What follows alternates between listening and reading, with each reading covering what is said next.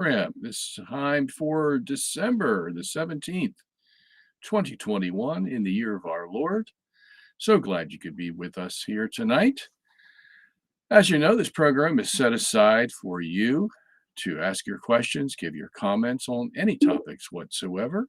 And I, as my role as host of this program, will endeavor to answer your question to the best of my ability using our Catholic faith, the scripture, our tradition, the popes, the councils, the fathers, the doctors, the theologians, the catechisms, the encyclopedias, and just about anything I can find to have you walk away satisfied that your question has indeed been answered.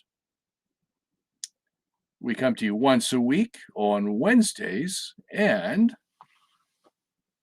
last week I hit the wrong button and went into the wrong studio, and nobody was there. And I wondered if everybody had deserted me. I actually did do that. I went into the wrong studio and didn't know so. And I waited 10 minutes for people to show up, and nobody showed up except for one person who had a moniker with praying hands. It didn't say anything. It was just a name with praying hands. Maybe he was praying that I would press the right button, get into the right studio. And believe it or not, there were actually three people in the, who were watching it, other than that person who actually wrote on the board. So, yeah, I had no idea what was going on. And I thought it was in the Twilight Zone or something. At any rate, I found out from my producer that I did hit the wrong button, and he showed me the right button to hit. Here, Bob, see this red button here? Press this one. So I did that, and here I am, believe it or not. So let me get started here, try to answer the questions. I did want to say something first off before I got into the questions, and I do have one mail-in question from Lucas from Poland, and he wanted to make sure I answered his question, so I definitely will do that. There he is. Hi, Robert, with a smiley face. Okay, Lucas, I'll get to your question in a minute. Someone sent me a program that what's his name, Taylor Marshall, did a few days ago on veil coverings for women, or head coverings, as we might say. And I looked at it, and I was very pleasantly surprised that he did a great job on that. So if you guys would like to see, and I think a very gentle way he said it, was very genteel. So it was very good, and so I recommend it. You don't get that much today regarding head coverings, veil coverings that are positive. So I have to commend it to Dr. Marshall for a good job on that spell. There was just a few things. Since I've written a little book on this, and I've investigated it now for probably, oh gosh, I don't know how many years I've been harping on this. Probably for the last 2 decades, I've been harping on this.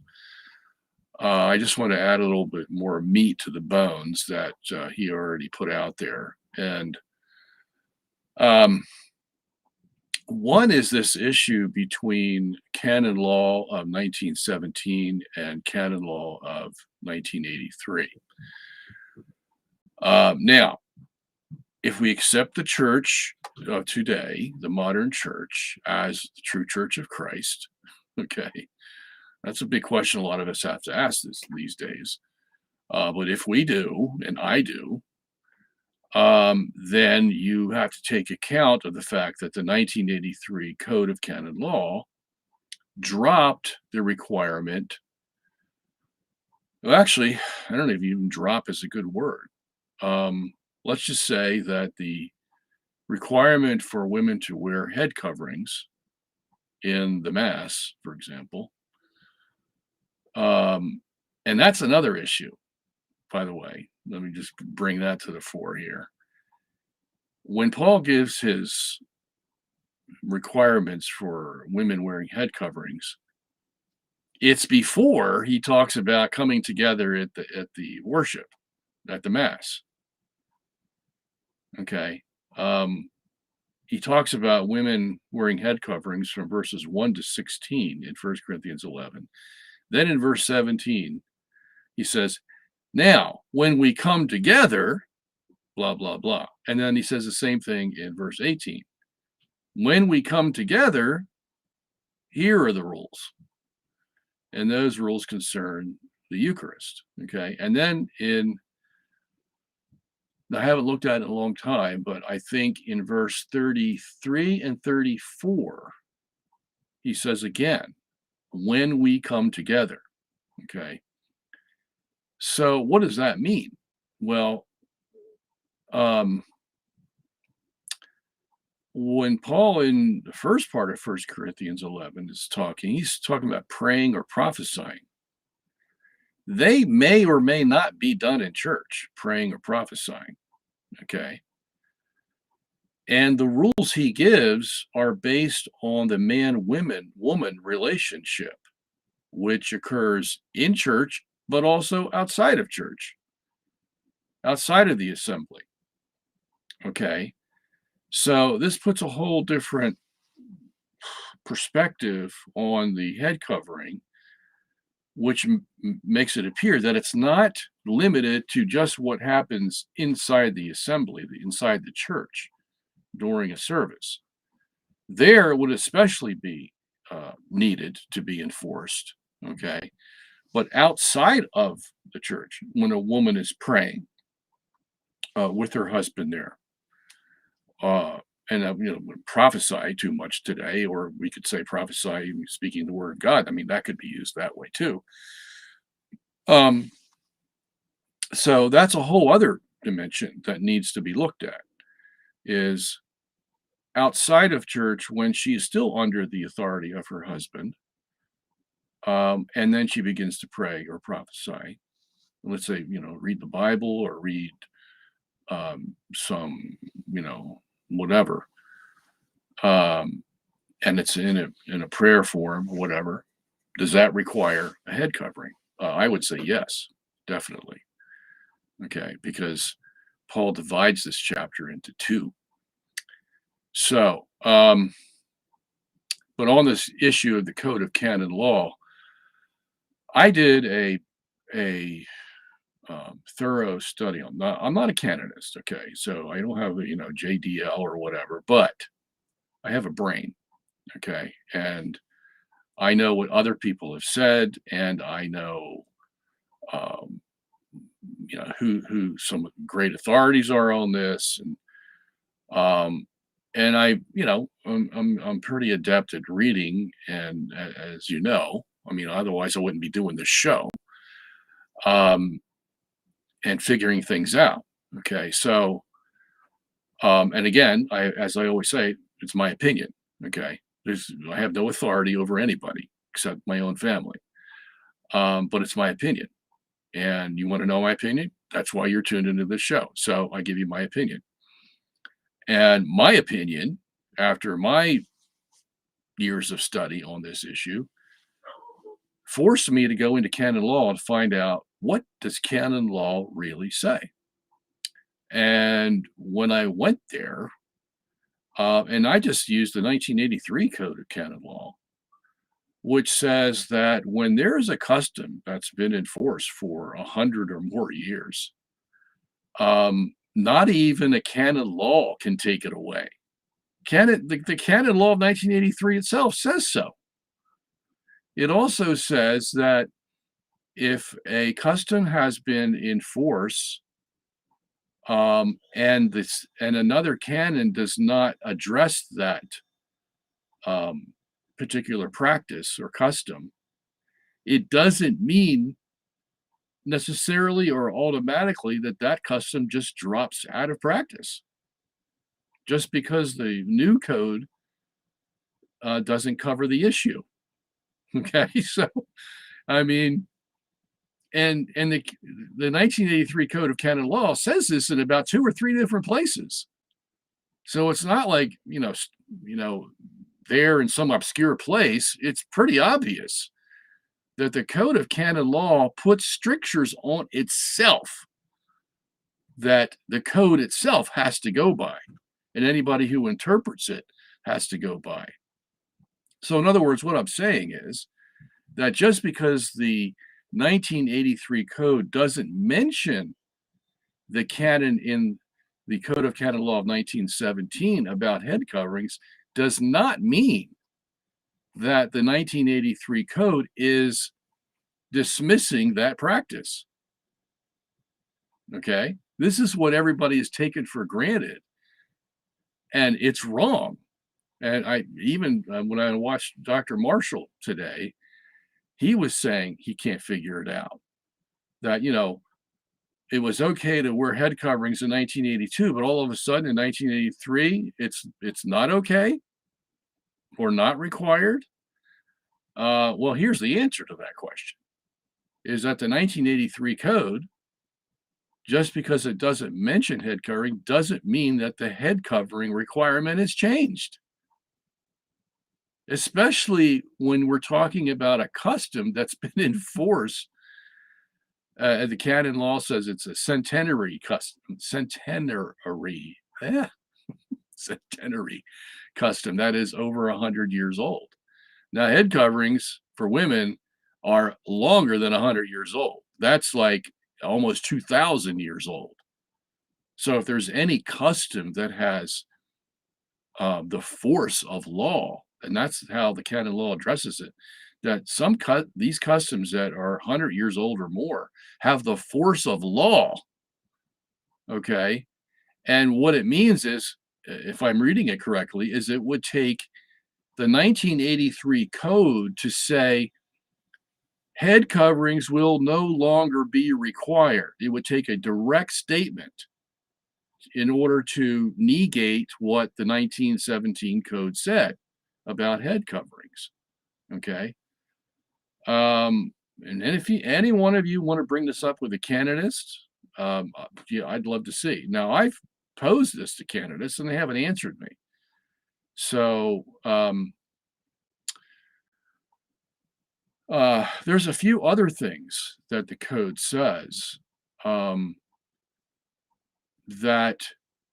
if the custom is that old, the code can't say that it's going to drop the custom, because the custom has the force of law. And maybe that's why the 1983 code didn't say anything, because it knew that it couldn't, you see. And then the ambiguity is left that, well, since it didn't say anything, well, all the liberal Catholics want to assume that, well, it's dropped. We don't have to do that anymore. Okay. Well, not according to canon law. Okay. Not according to canon law. And you can get this. I have a little book out called, what's the title? Should Women Wear Head Coverings? Okay.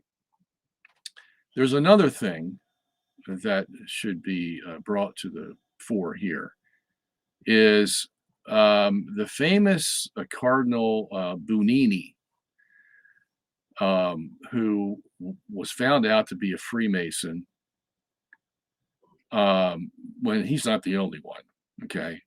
In the 1960s, early 60s, they had a list a mile long of Catholic clerics who were Freemasons. Okay. And yeah, I could tell you some wild stories, but I'm going to save that for later.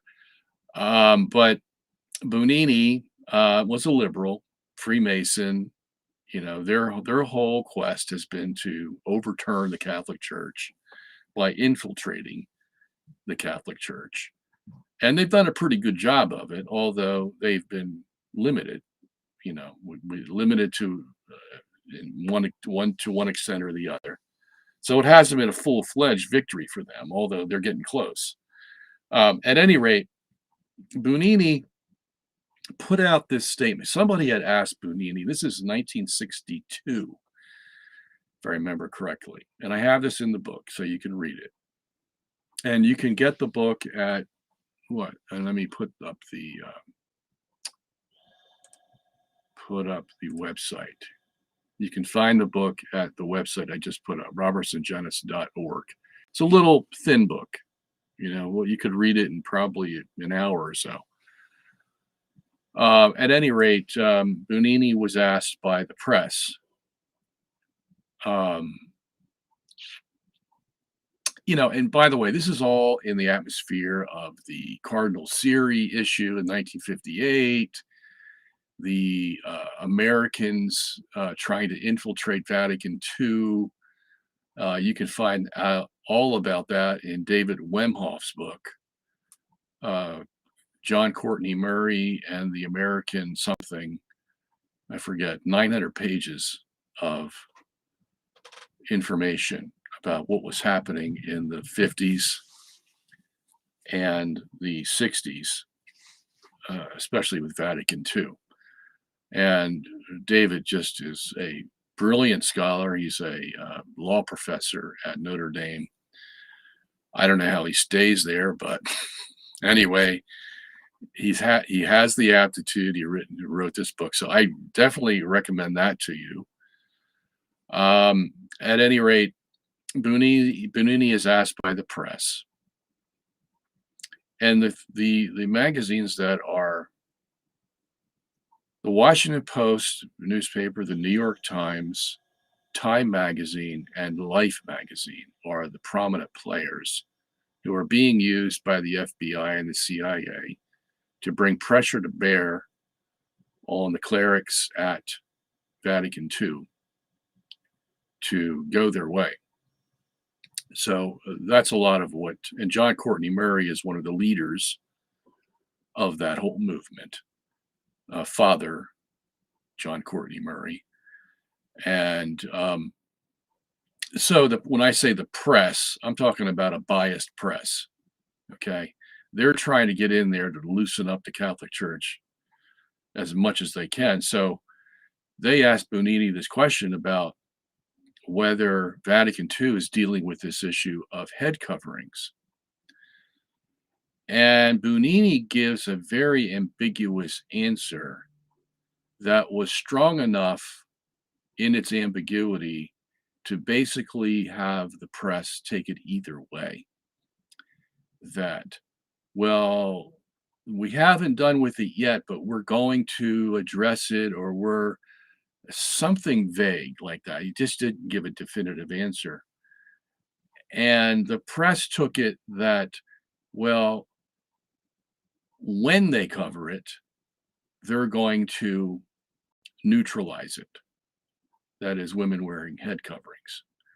And this became the byline in the newspapers at that time, before Vatican II was even completed in 1963.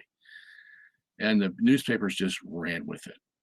And you know what happens if a byline gets out and people think that it comes from some authority. And Bugnini was high in the church at that time. This is before he was found out to be a Freemason and sent off to oblivion somewhere. But at any rate, he made this ambiguous statement enough that the press could take it either way. And what do you think they're going to take it? Their whole agenda there was to bring the church around to modern times. And if they could take a byline by Bugnini and make it sound like, yeah, the church was going to get rid of this practice. And that's what happened. That's what started the ball rolling. Okay. Because a lot of women were running. Well, one day I was, told I had to wear a head covering. The next day I'm not, So like, what happened? Where was the official statement from the church that women no longer have to wear head coverings? Well, there wasn't one. Okay. The only thing we had to start the ball rolling was Bugnini's ambiguous statement in 1962.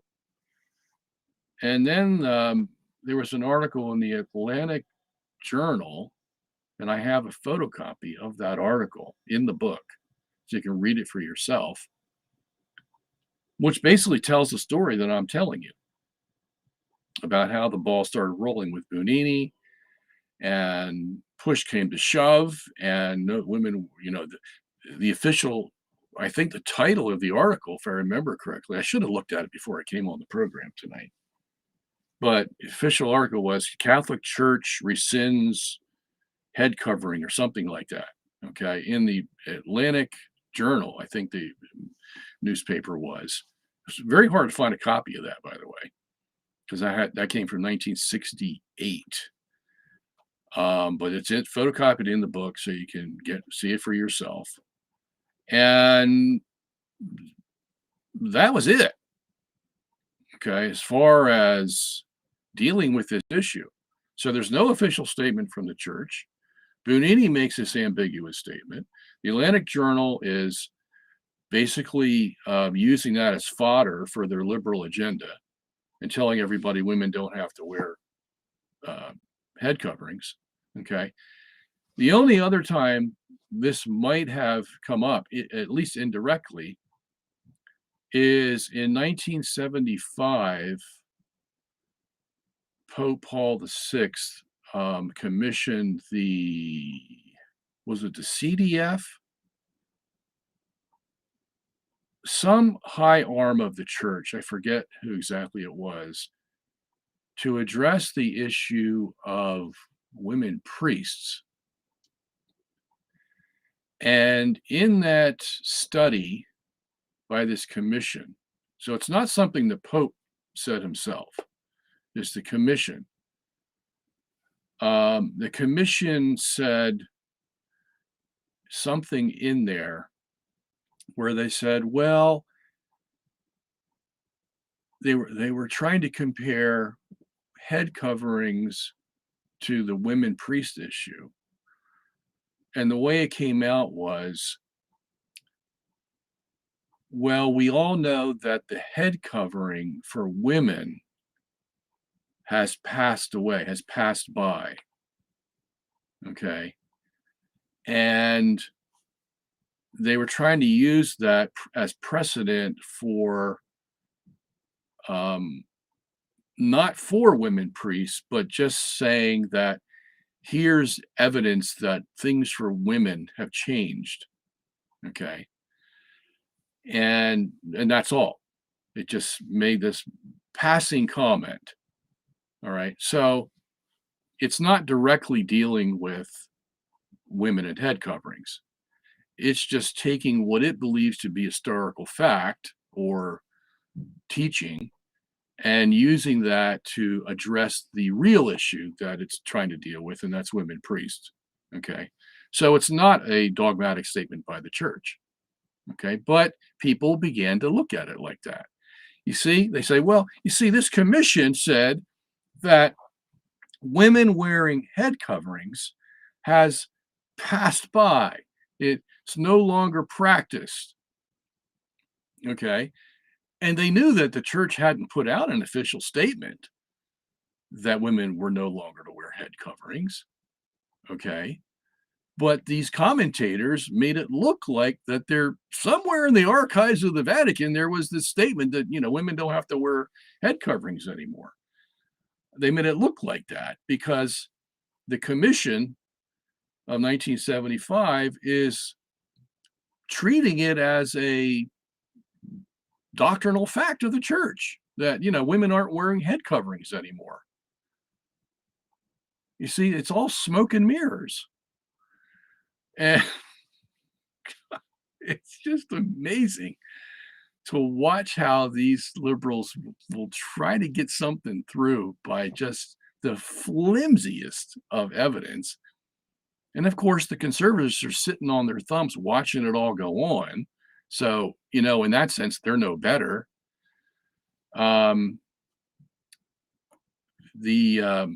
So basically, let me just recap. This 1975 commission. What was the name of that commission? I probably should get up and get the book, but I don't want to disturb the program here. Indult something. I forget the name. Anyway, so there is no case, there is no doctrinal case for women not wearing head coverings. Okay, there just isn't. Whether it's Bugnini or what was said in 1968 that Bugnini said, or the 1975 commission by Paul VI, or the 1983 Code of Canon Law. There's nothing there. And anybody who's trying to base it on the 83 Code of Canon Law, as I said, the 83 Code itself says that it can't stop a custom that is 100 years old or more.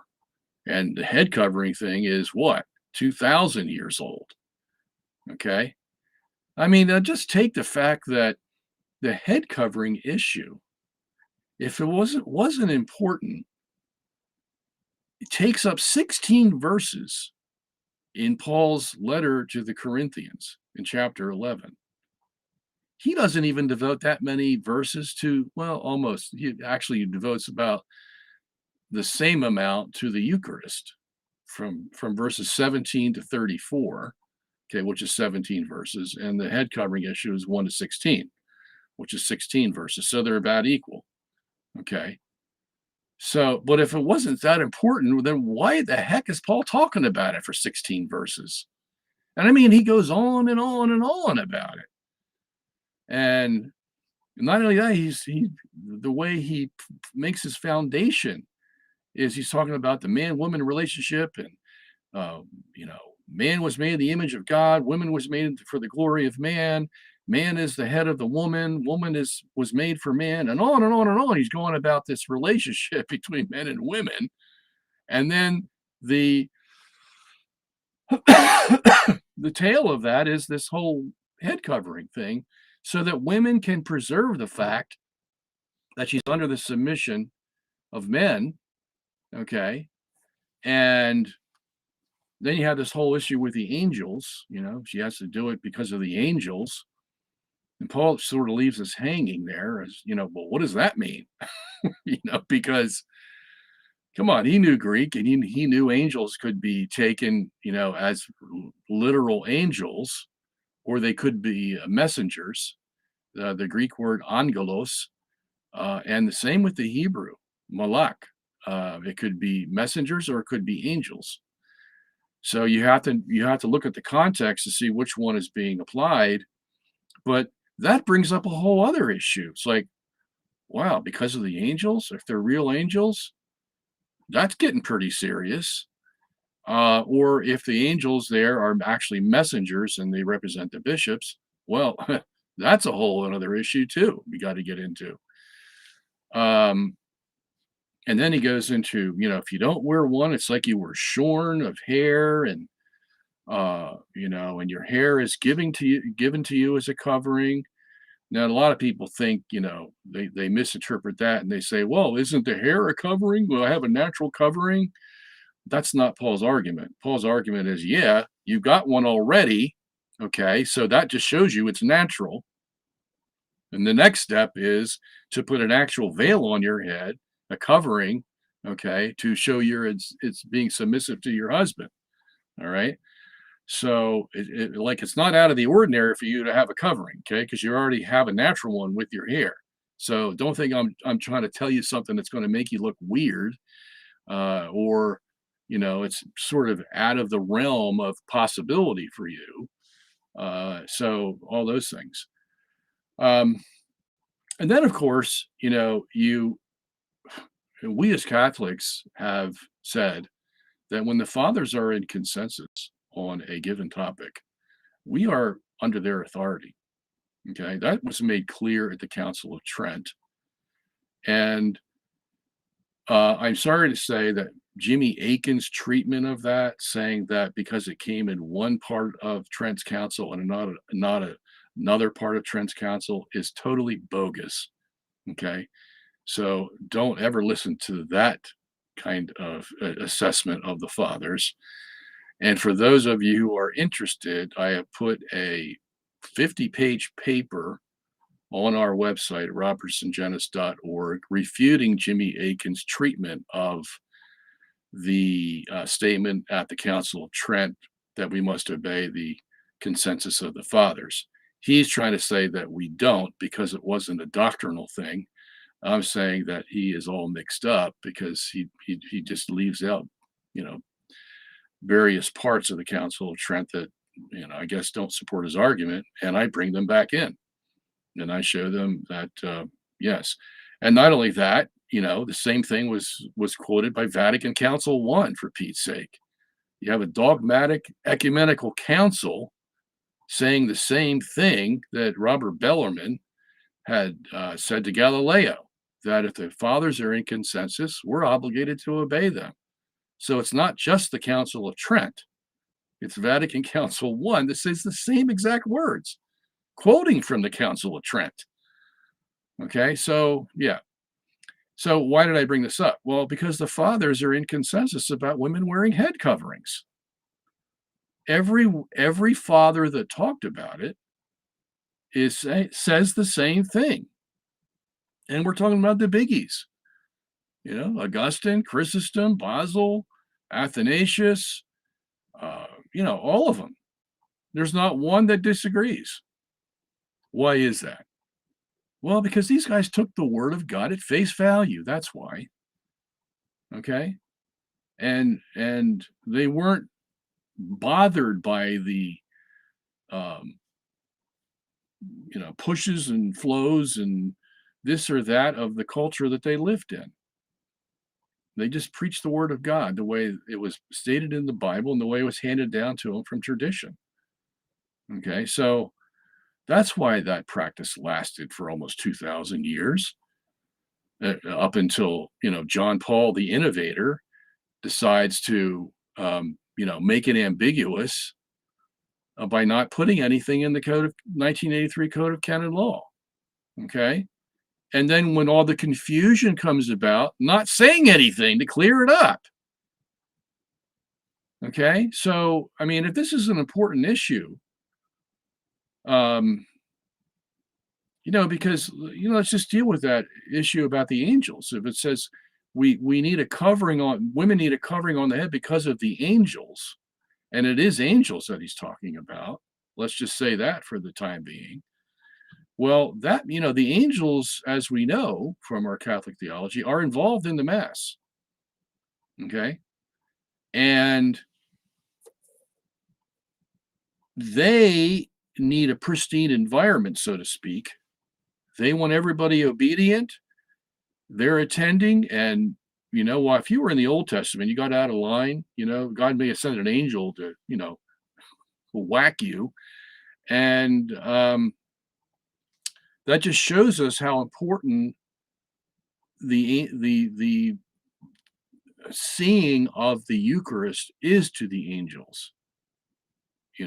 This is the moment of salvation. This is everything in the universe has geared toward this sacrifice.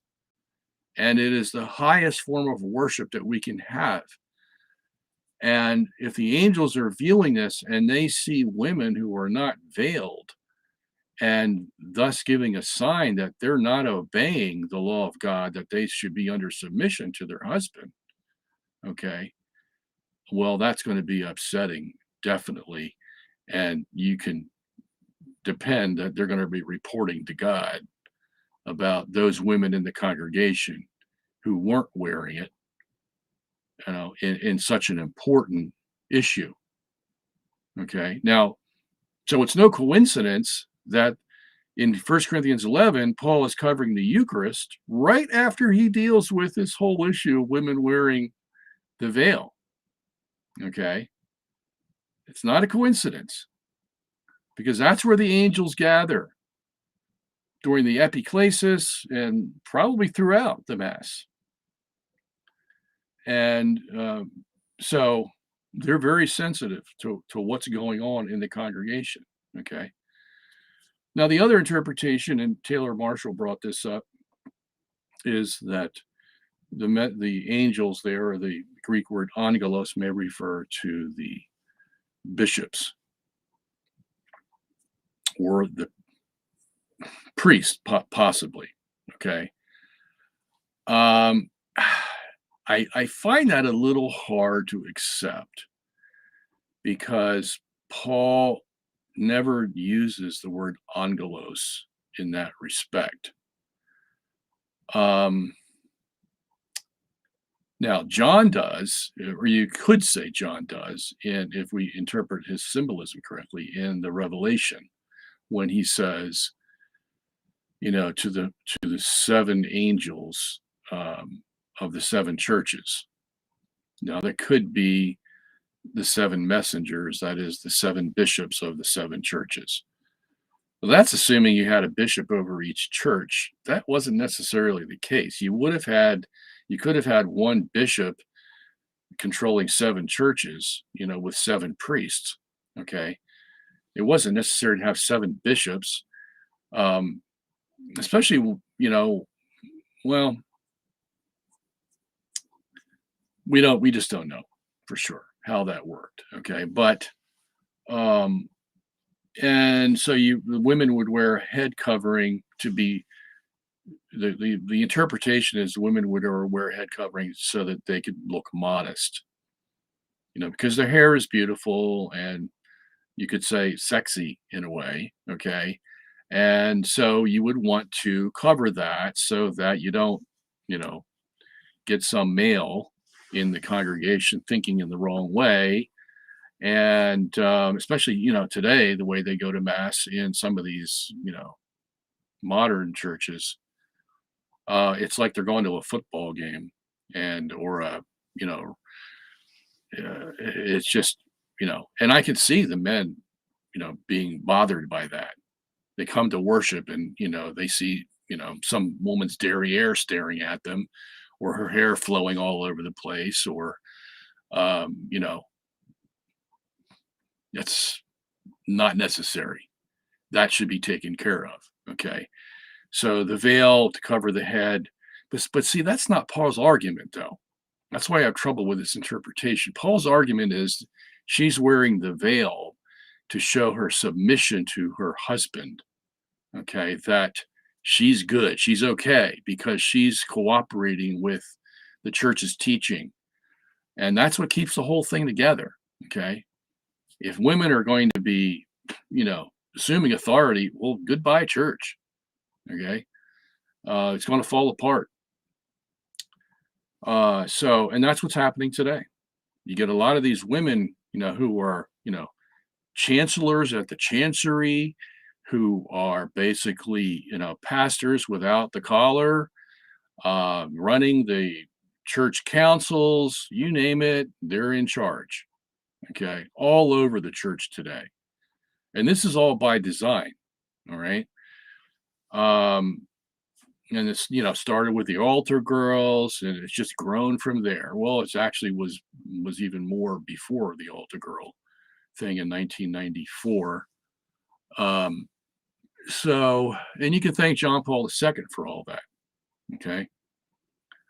And you can thank him for, making this whole thing ambiguous in his ambiguous encyclical, Mulieris Dignitatem, which talked about some kind of thing called mutual submission, something never heard of before in the church at all for 2,000 years. All of a sudden, we have to deal with this thing called mutual submission.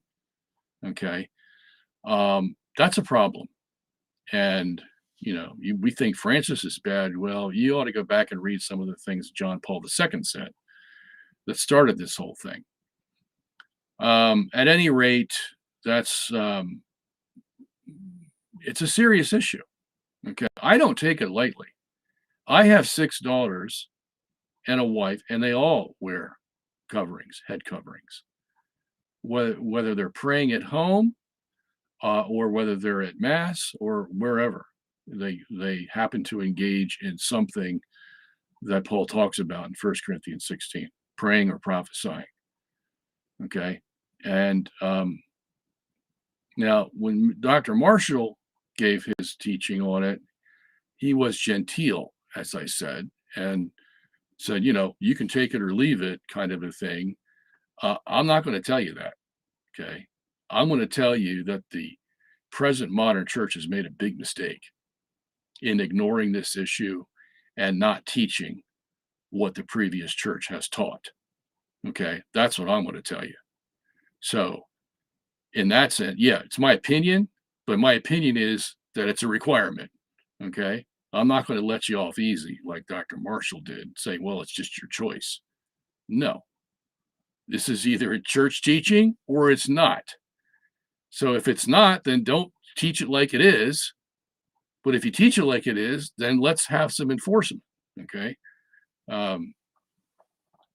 Anyway, now the other issue I wanted to, another question I had to deal with here. Luca, we finally got to your question. All right. In what universe?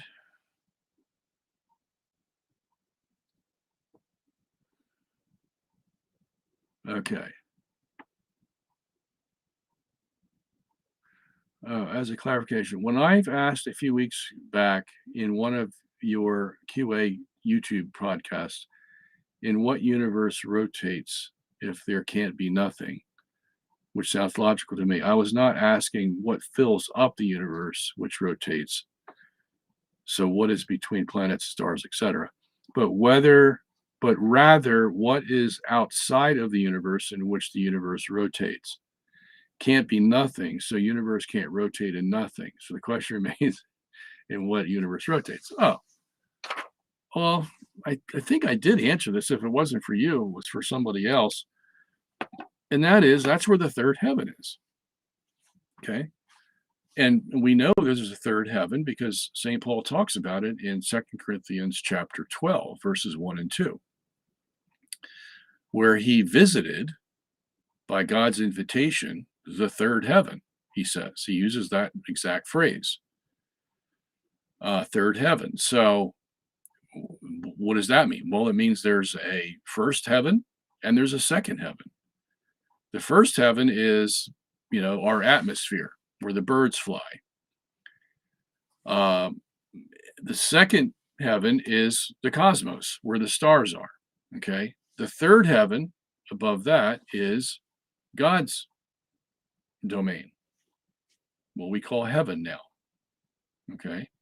So everything outside of our universe is occupied by heaven. Okay. So it's not nothing, obviously. It's a something. It's a real something. A grandiose something. Okay. And you get, and as a matter of fact, the way the Bible puts it is that God's throne in heaven is tied to the earth, his footstool. Now, how can that be? Well, since the footstool doesn't move, okay, only the firmament moves around the footstool. Well, God's throne can be above the firmament and be right in line with the earth as the footstool. And neither of them move. Okay. Thrones don't move and footstools don't move in natural life. So we can see why the Bible would use those as figurative expressions for earth and heaven. Okay. So, all right. Let me go to the chat here. All right. Bob Sambo says, does Jesus prefer that we pray to him via the saints or to him directly? Which one is more effective? Well, God's interested in you, okay? And he wants you to be as close to him as possible, okay? And then your next door neighbor, he wants them to be as close to him as possible, okay? And each of you are going to see God and have your various ways of relating to God because of your own personality, okay? So I think the first order of business is for you to get your heart right with God and pray to him like Jesus used to pray to his Father. Go off in the middle of the night to the mountains and pray, and sometimes you'd be there all night. Now, I'm not suggesting that leave your responsibilities and go off. Maybe that might be good. Leave your responsibilities, go off and pray for a night. That would be good for a lot of people to do. But just take what I'm saying in the general sense. Okay. That's what Jesus did. Okay. And he is our greatest model of prayer. He just talked directly to his Father. Okay. I can just tell you from experience that the more you do that, the more you want to do that. And for my own personal experience, I will call on a saint or Mary when I just feel like maybe my prayer's not getting through, or the situation's too difficult to deal with now, or God's answer is not going to come for a long time. As a matter of fact, I have an issue right now that I want to speak to a saint about tonight.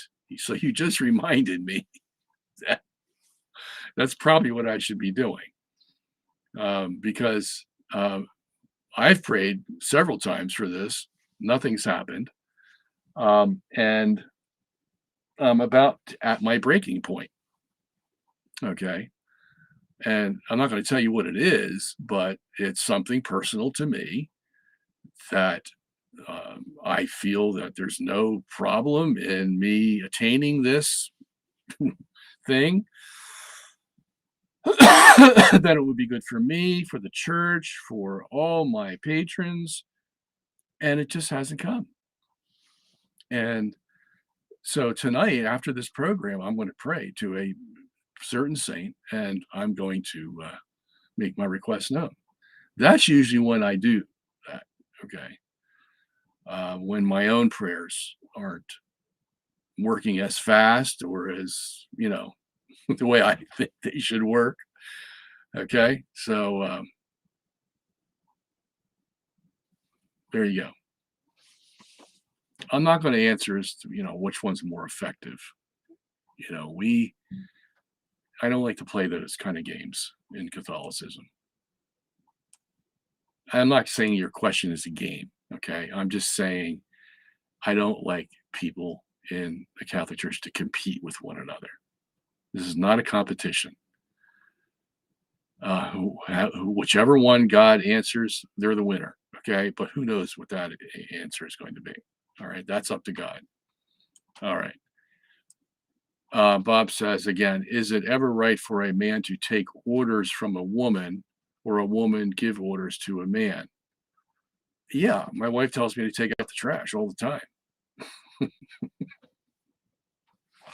So what am I going to do? Say, no, woman, don't you realize that you can't give me orders like that? Because I'm the man and you're just this puny little woman and you need to know your place. So you take out the trash. Yeah. You know how long that marriage is going to last? Yeah. About 3 weeks, if that. All right. So, yeah. I mean, they can give you orders. Okay. Take in the groceries, take out the trash, talk to your son. He's out of line. All kinds of things like that. They're all commands, aren't they? Yeah. And I'll say, yes, dear, I'll be happy to do so. Right? It makes any marriage good. So this is not an issue of, for example, if John Paul II had talked about practical mutual submission, he would have had a point. Okay. Because practically speaking, come on, when you're living as husband and wife, yeah, you're very respectful as much as you can be. But, sometimes your wife says, hey, do this, and she's the expert in it because she's been doing it all along. You've been doing other things. She's the expert in this. She needs your help to do this. Now, she could say, honey, could you come over here and take a look at this leaky faucet, and could you fix it? That's the way husbands and wives treat each other. They're going to say, dear, please come look at this leaky faucet. And it's been this way for 3 weeks. You haven't done anything. I want you to fix it now. Okay. This is not the way we treat each other. Okay. We are as kind and merciful as we possibly can be. Okay. So, all right. So there is practical submission of a man to a woman. Okay. But that's not what Paul's talking about. And if John Paul had been a little bit clearer, saying, look, I'm only talking about practical submission here, any marriage needs that kind of mutual cooperation with each other. Okay. What we're talking here is about legal submission. Okay. Legal submission. When you get married to your wife, you sign a legal document. First of all, you have to get a marriage license. Okay. Then you sign a legal document, and it shows the civil courts and the ecclesiastical courts that you are bound to this woman. And what does that mean legally? Legally, it means you are responsible for her. Okay. In the old days, if the wife or the kids did something, then the father was responsible for it, ipso facto. And whether he had to go to jail or pay the fine or whatever it was, he was legally responsible for it. Okay. That's what happens when you get married. This is not just a, friendly relationship you have. This is a legal relationship. And so much so that you just can't walk off. If you do, then you're separating from your wife and you're not fulfilling her needs, and the court will come after you. They call you a derelict husband or a derelict father. Okay, because you're legally required to take care of them, whether you know it or not. So,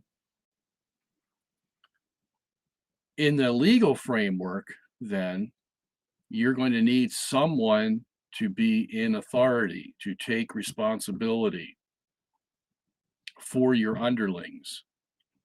Okay, and that's the husband. He's the legal, for that family, he's the legal representative to the church and to the civil society, the government. Okay. That's where the issue of submission is first demonstrated, by the fact that the husband is the legal authority of his household. They all take his name.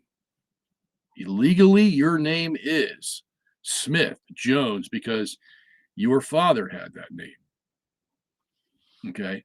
So again, and you can't change that name unless you have a very good reason. I mean, I don't know if you've ever tried to do that, but I know people who have tried, even changed their first name. It's difficult, much less their last name.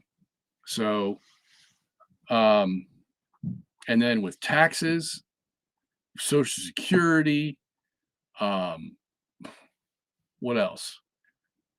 Anything to do with property, money, inheritance, life insurance, health bills. Yeah, it's all the father's responsibility. Okay. So he better make sure he has his ducks in order so that he can take that responsibility. The only way he can do that is if he's in control of his family. Okay. So that's the difference. Okay. So in that sense, if the husband says, look, we're not going to buy that $16,000 mink stole that you want. Okay. We can't afford it. It just, over my dead body. All right. Now make it down to that. Who knows? But he has the right as the husband to make those decisions. our kids are not going to go to this public school. Okay. That's out of the question. He has the final say on that. Now, husband and wife can talk about this. The wife can give her advice, her experience, her this or that, whatever, put it all into the mix. The final decision comes to the husband. That's his responsibility. Okay. That's because he has the legal authority to make that decision given to him by God and supported by the church and even the society. Okay. Because the society doesn't want derelict children running around. You know, they want a father to be responsible to raise them correctly. Now, again, the wife has, all kinds of say in this, but not the final say. That's the difference. She doesn't have the legal authority that the husband has. Okay. She has legal authority over her children. All right. But even then, if the husband says, the children are not going to go to public school, she has to obey that. Okay. So I hope you understand the difference between legal submission or legal authority and practical submission or practical authority. Two different animals. Okay. All right. Mr. Lucas says, what would you say to someone who would state that God is not a judge and does not send a person to hell, but rather that person sends itself to hell? Well, I've never liked that explanation, if you want to be perfectly honest with you. Because anybody who has a sense about them, and it stands before God's judgment, and God says you're deserving of hell. Well, if that person has the chance to get out of hell, you think they're going to stand there and say, "Yeah, well, I deserve to go to hell. Send me to hell," as if they're sending themselves to hell? That ain't going to happen. Okay. They're going to be screaming and kicking and crying and everything else when God comes down with that judicial order that says you're going to hell. Okay? They're not going to want to go. And God's going to have to force them into hell. Have the angels carry them away, or however he's going to do it. God sends them to hell. All right? So you got to be careful with the semantics here. Okay? People do not send themselves to hell. People sin, and they know that the punishment's going to be hell. Okay, but they're not going to send themselves to hell. That's a different story altogether. Okay, so we have to be careful how we say that to people. God will send you to hell, like it says in Matthew 10:28. Don't fear him that can kill the body, but fear him who can send both body and soul to hell. Okay, clear as day there that God's the one that sends them to hell. All right, let's go on.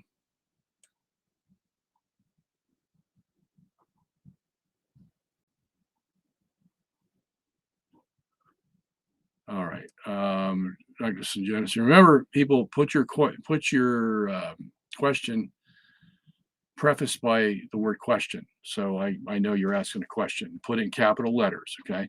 Because I almost missed this one here.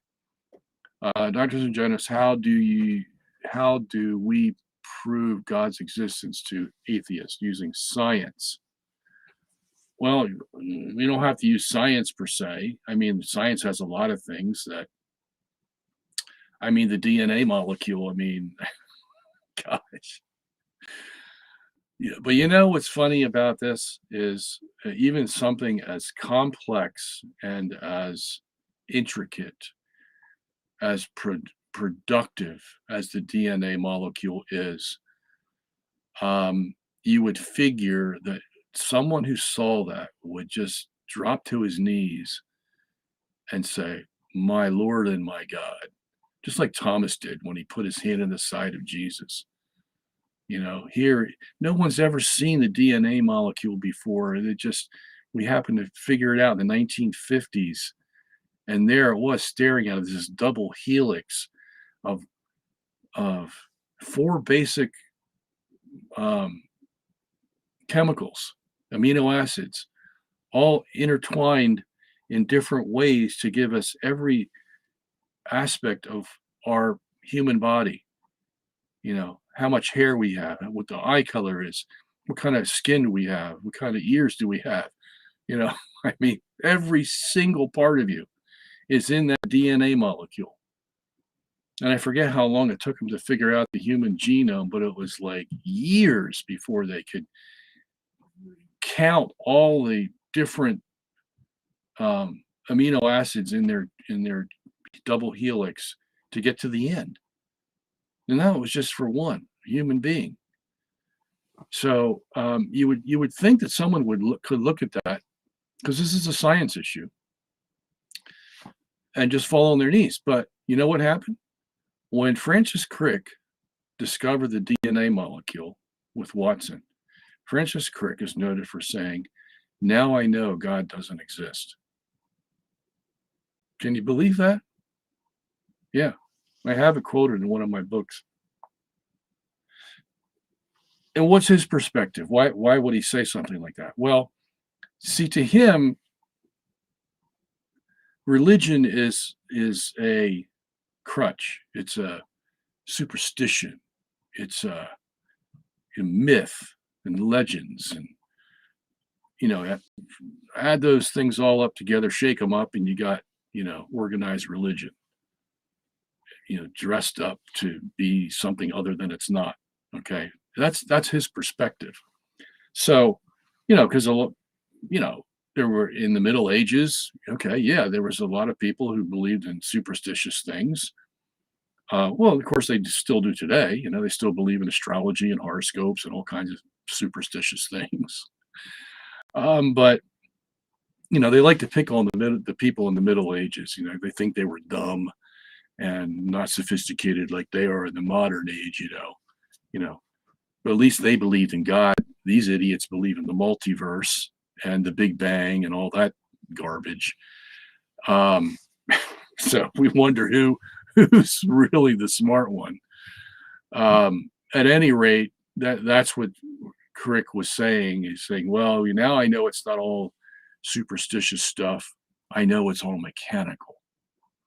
You see, A causes B, B causes C, C causes D, blah, blah, blah, blah, blah. It's all mechanical, and that's what the DNA molecule shows me. Of course, this only begs the question, Dr. Crick, and that is, who made the mechanism? Come on, get with it. Who made the mechanism? You mean your brain, who's so smart to figure out the DNA molecule, can't jump to the next step and say, yeah, and who figured out the mechanism? Must have been someone smarter than me. You see? So it was just an excuse, wasn't it, for him to say, oh, now I know it's all mechanical. All right, just an excuse. And that's what Paul tells us in Romans chapter 1. He says, here's the best medicine for the atheist. Just tell them to go out and look at the stars at night, look at the sun and the moon, the grass and the trees and the oceans and the animals. And and he knows automatically that cannot come into being by itself. He knows that instinctively. Okay. And he knows it is such a good rationale for why God exists that he suppresses it. That's what Paul says in the same chapter. He says, but they suppress the knowledge of God. God has built into them, Paul says, the knowledge of God. So not only inside of them has he built the knowledge of God, outside of them, they see evidence of it. You see? So they suppress both what God put on the inside and what they see on the outside. There's no better argument for an atheist. Okay? And if he continues to be an atheist, we'll just say, yeah, you're following Paul's recipe. You know that these things are so great as evidence for God's existence that you suppress them and you pretend you're an atheist. I understand. Okay? And look, if they don't buy your argument, walk away. You're not obligated to save their soul. You just give them the information If they don't like it, you walk away. They're responsible for their soul, not you. You're just responsible to give them the information. Okay? So don't get bogged down by them. All right. David the Hermit says, question, is the Novus Ordo Mass more traditional, primitive than the TLM? I'm not sure what you're asking, David, because you put the word primitive in there. Because primitive is different than traditional. Traditional means it comes from a long line of people that have practiced the same thing. Primitive means that it's like from a long time ago, but it doesn't work right. It's not. We don't use it today because it was so primitive. It does, just doesn't fit in with our modern society. Things like that. So I'm not quite sure what you're asking. Okay. The fact is that we have two masses today, and it really doesn't matter anymore we all know where they came from, right? Okay. The question is, what are we going to do about it today? We have two masses, okay, and each pointing the finger at the other, which is what children do. Okay. We've got two masses. This is what the church has given us. You got to live with it. So go to the one that you like to go with. Okay. The way you like to worship, you've got one or the other you can choose.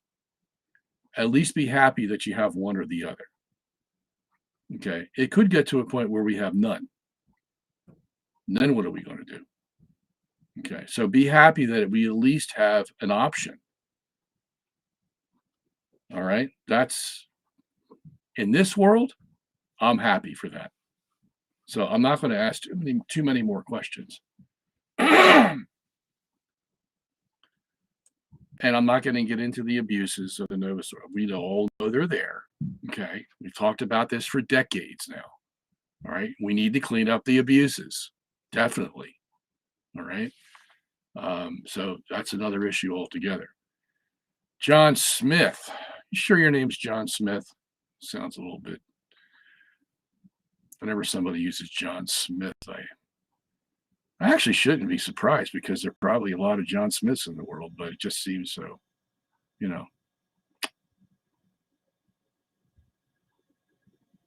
Anyway, John's question is, we are allowed all this month to get plenary indulgences for people in purgatory. Does one need to receive communion every day to get these? John, you're going to have to check with whoever gave you the plenary indulgence, okay? There are different requirements. Usually you only have to go on Sunday of the week that you're asking for the plenary indulgence, as far as I know. Okay. But if there's other stipulations, you need to find those out. And they're not hard to find out. You'd have to go talk to the priest or anybody who works for them there at the chancery or the parish office, and or talk to somebody who's an expert in that, and you can find out. Okay. But they're going to be different from indulgence to indulgence. All right. Question, Dr. Sanginis, are there any situations where it is not prudent to apologize for the sins you committed against someone long ago? I was told sometimes you don't want to bring up old wounds. Well, that's probably true. Okay. But if there is let's say there's a rift in your relationship because you've never brought this sin up, that you've never confessed, well, there's reason to confess it. That doesn't mean, however, that if you don't confess it to the person, that you don't confess it to God. Okay. You definitely confess it to God. Whether it's wise to bring it up with someone from the past, you don't want to stir the pot, so to speak. Yeah, that's where wisdom comes in. Okay. Unless the non-confession of that sin is hurting your relationship presently with that person. That would be one reason why you want to get this cleared up. Okay. So yeah, it's all going to depend on the situation. And this is where you have to use your wisdom. Okay. Wisdom is taking the data, taking the knowledge, and trying to make the best decision of it for everybody involved. Okay. And it assumes that you're not trying to weasel out of anything. Okay. Because if you are, then that's not wise. Okay. Um, all right. I think you know what I mean. Okay. Yeah. Sean, I'm sorry I wasn't here last week. Like I said, I pressed the wrong button. So, question: how do you explain Mark 13:32? Jesus not knowing the hour. Yeah, it's also in Matthew 24:36. The way you explain that is, Jesus had two natures. He had a human nature and a divine nature. And when he came to earth, he more or less, and I say more or less because there's sometimes Jesus would tap into his divine nature, but not very often. And even the cases where we think he did, we're not sure that he did. That actually might be the Holy Spirit giving him knowledge, not his divine nature. That when he came to earth, he Philippians chapter 2, verses 7 to 9, or actually 5 to 9, says that he, in a colloquial sense, put his divinity on the shelf, just like my books are on the shelf there. Okay. He put it on the shelf for use later, but not now. He was going to go through this life with his human nature. Okay. So now it was a sinless human nature, but it was a human nature nonetheless. And that's what he chose to do, to basically become a man in the full sense of the word without help from his divinity. Because it would have been easy for Jesus to deal with the things we have to deal with if he could just tap into his divinity, say, hey, divinity, take care of this. My human nature isn't capable of doing it. So I'm glad I have you by my side, so to speak. And, let's deal with this. Never did that. Okay. And we can appreciate that. Jesus going through life, dealing with life from his human nature. Okay. Now, so even in instances like, the miracle at the Feast of Canaan, where he made water into wine. Okay. Well, that's where we understand that Jesus is not tapping into his divine nature. He's tapping into the divine nature of the Holy Spirit, who's giving him the power. That's why he was baptized by the Holy Spirit. At least one of the reasons why. Who's giving him the power to perform these miracles, like the Holy Spirit does for any other man who does miracles, like Elijah or Paul or Peter, whoever it is. Who's given them the power to do the miracles? It's the Holy Spirit. Okay. So even in that sense, Jesus laid aside his divine nature. And it was only because of his obedience that he learned. Hebrews chapter 5 says Jesus learned obedience through the things he suffered. It was because of Jesus's prayer that he prayed. Remember, we talked about that earlier. Jesus would go up to the mountain and pray all night. Okay. Wow. So this was a man who was dedicated to living the life that God wanted to see in a human being. And he did it par excellence. And for that, God gave him the Holy Spirit to have him do all the feeding of the 5,000 or raising somebody from the dead, or, Jesus received this power from the Holy Spirit because of all the good things he was doing, being obedient, praying to the Lord, helping people wherever he went, teaching every day. I mean, it was just his one day to the next was just filled with nothing but honoring of God. Okay. And so when you come to Jesus saying, no one knows the day or the hour, not even the Son nor the angels, he's speaking from his human nature, where he has always dealt with our life from his human nature. Okay. And, that's the easiest explanation for it. And it's the only one that's going to fit. Okay. So that's where we'll leave it. Okay. All right. Question, Dr. Sungenis, can you please explain how GPS doesn't work with Einstein's work? Okay. So you have the GPS, the global positioning satellites. In order to have your car GPS get you to point B, you have to have at least 3 GPS satellites in the sky, and you need 1 ground station GPS, and they all send signals to one another. Okay. Now, when a GPS in the east, let's say above Washington, D.C., sends a electromagnetic signal to a GPS in the west, let's say above San Francisco, that electromagnetic signal is going to travel at a certain speed. Okay. When the GPS over San Francisco sends an electromagnetic beam toward the GPS over Washington, D.C., okay, it's going to travel at a certain speed. Which one travels faster? Well, the minute you ask that question, you got a problem with special relativity, Einstein's special relativity. Because Einstein's special relativity says there should be no difference in speed. Okay, because c is constant. That's the letter they use for the speed of light, c. Okay, well, if speed is constant, then we should have the signals traveling at the same speed, but they don't. Okay, they don't. Every day, all day, they don't. There's never an exception. The speed of the light beam that's traveling from Washington, D.C.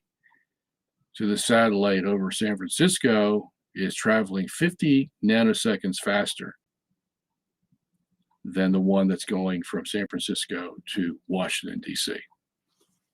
all the time. Okay. So that tells you right away that Einstein's special relativity is wrong. Okay. So what do they do to cover this up? Well, you go into the GPS computers and you pre-program the computers to account for this 50 nanosecond difference. And then when the results come, the satellites look like they're both going the same speed. The electromagnetic beams look like they're going the same speed. That's only because they put the fudge factor in there to take care of the discrepancy. Okay, so that's how you answer that question. And we found this out by someone who went into the GPS satellites and looked at their computer programming. He died last year, but that's how we found out. And that was when we made our movie, The Principle, in 2014. All right, Bruce, Dr. Sungenis, what will happen to the unbaptized babies who die or murder? What will happen to all unbaptized people of the world? We don't know the answer to that. Okay, that's why we used to put them in limbo. But limbo is just a Latin word, limbus, meaning we're going to put them on the margin because we don't know where to put them. Okay. That's God's decision. And thank God it's God's decision. We don't have to figure it out. Okay. That's where the church has left it. So, and that's where I'm going to leave it.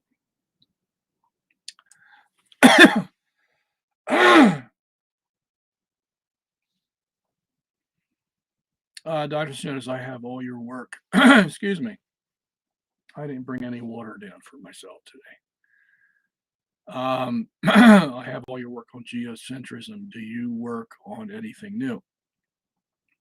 What we're doing right now, Harith, is we're making a DVD on the title of the video is How the World Was Made in 6 Days.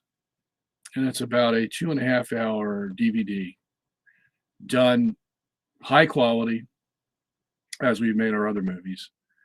And that's what we're working on now. Other than that, I'm trying to get the Bible commentary done. Let me read this before it goes away. Hi, Dr. Sungenis. Since there is a net centripetal force on all matter in the observable universe due to the rotation of the CMB sphere, matter must be. Here it goes. It's gone. And that looked like a very good question. Now, see, my cursor is not allowing me to get back up to see it. Jonathan, we need to do something about that.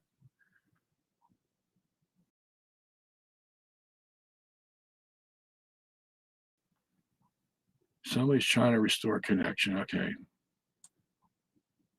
Now I just lost another question. All right, people, stop sending in questions. Okay. That's all I can tell you right now. Don't send in any more questions because you're filling up my screen and they can't take your questions anymore. What happens is the question that's at the top will disappear because my cursor just won't cover it. All right. Please stop sending in questions. No more messages.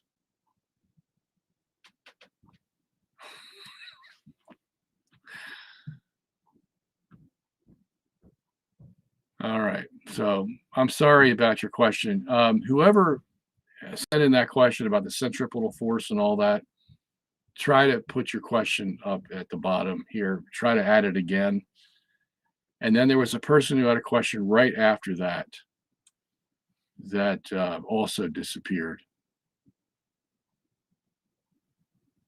Okay. Let me try to get to these.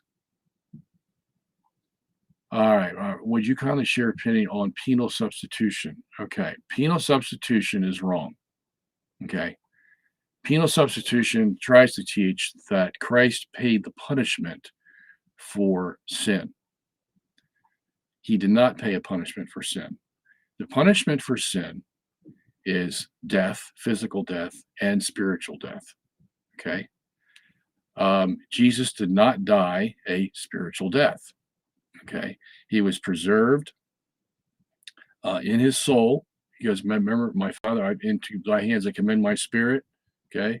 So basically, his spirit was waiting for his body to rise from the dead on the third day, and then it would be reunited, which it was on Easter Sunday. Okay. So Jesus did not suffer a spiritual death. Spiritual death is death of the soul, and then a punishment for eternity in hell. Okay. Jesus did not suffer that. So it's not a penal substitution, not a penalty or punishment substitution. Okay.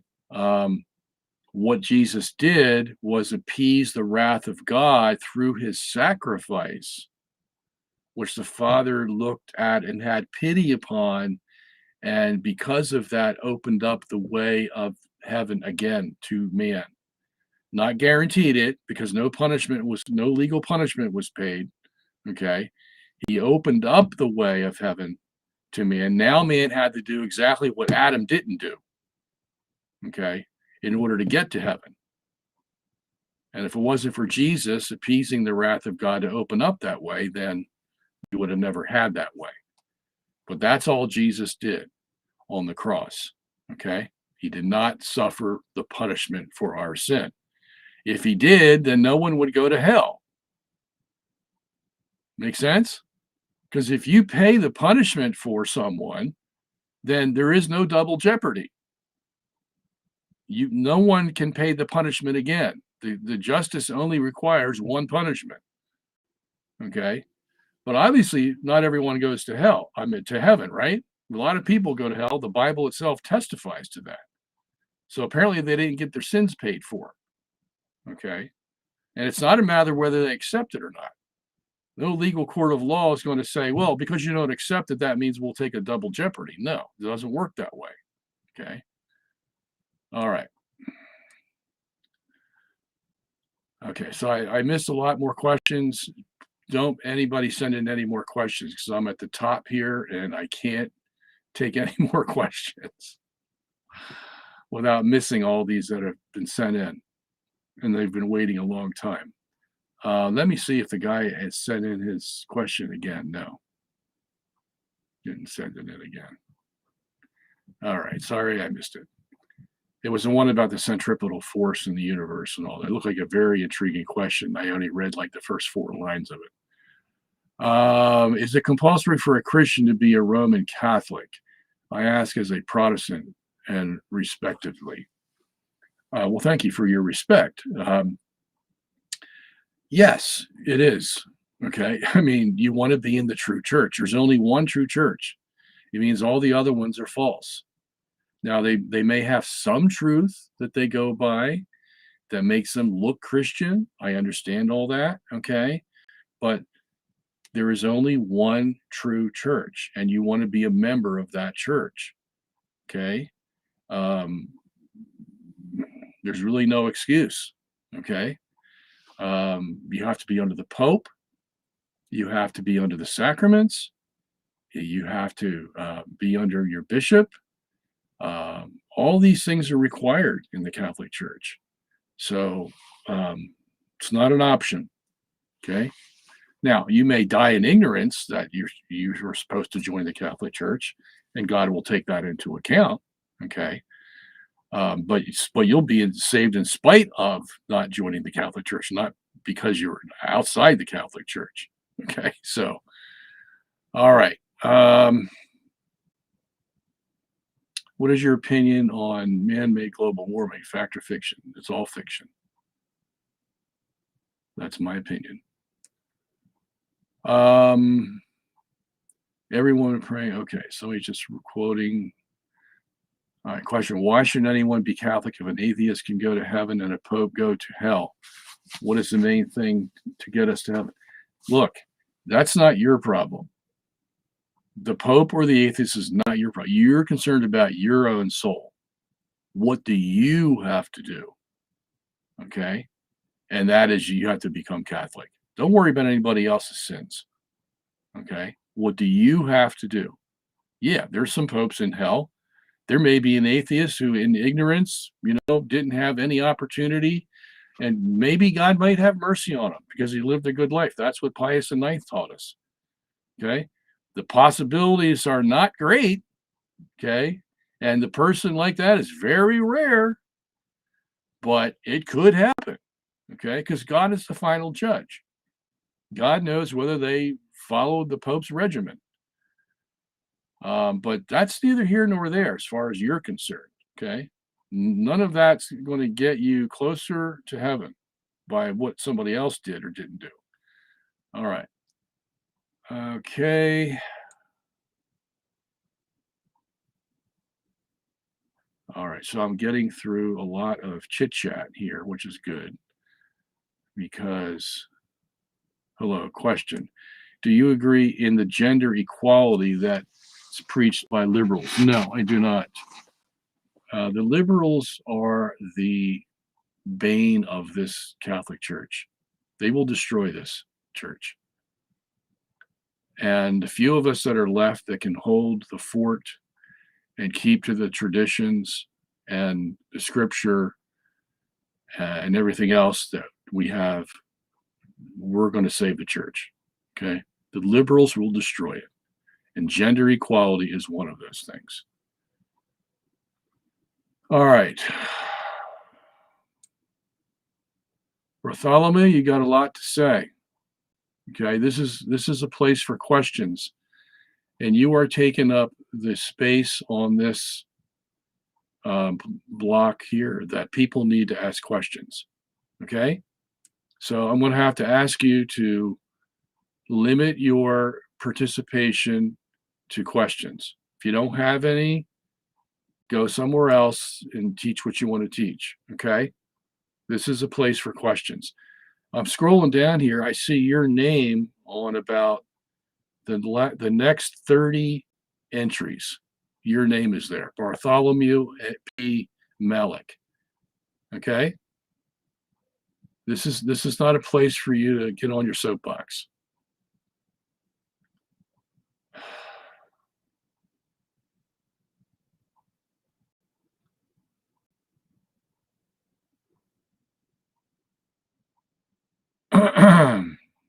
No wonder we can't get enough people on here. All right.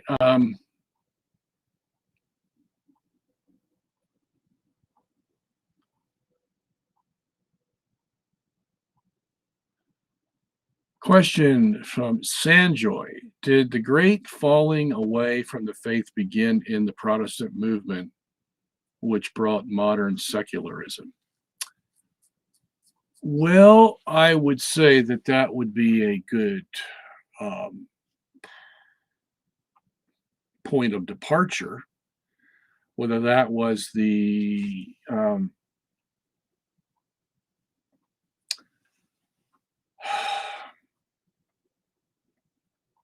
the actual point.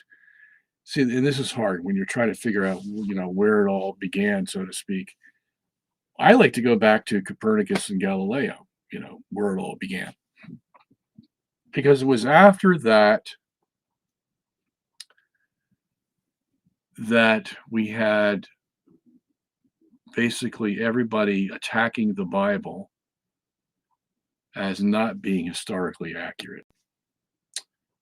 And it went into every phase of every account in the Bible, the Exodus from Egypt, Noah's flood, even the resurrection was questioned as an historical event.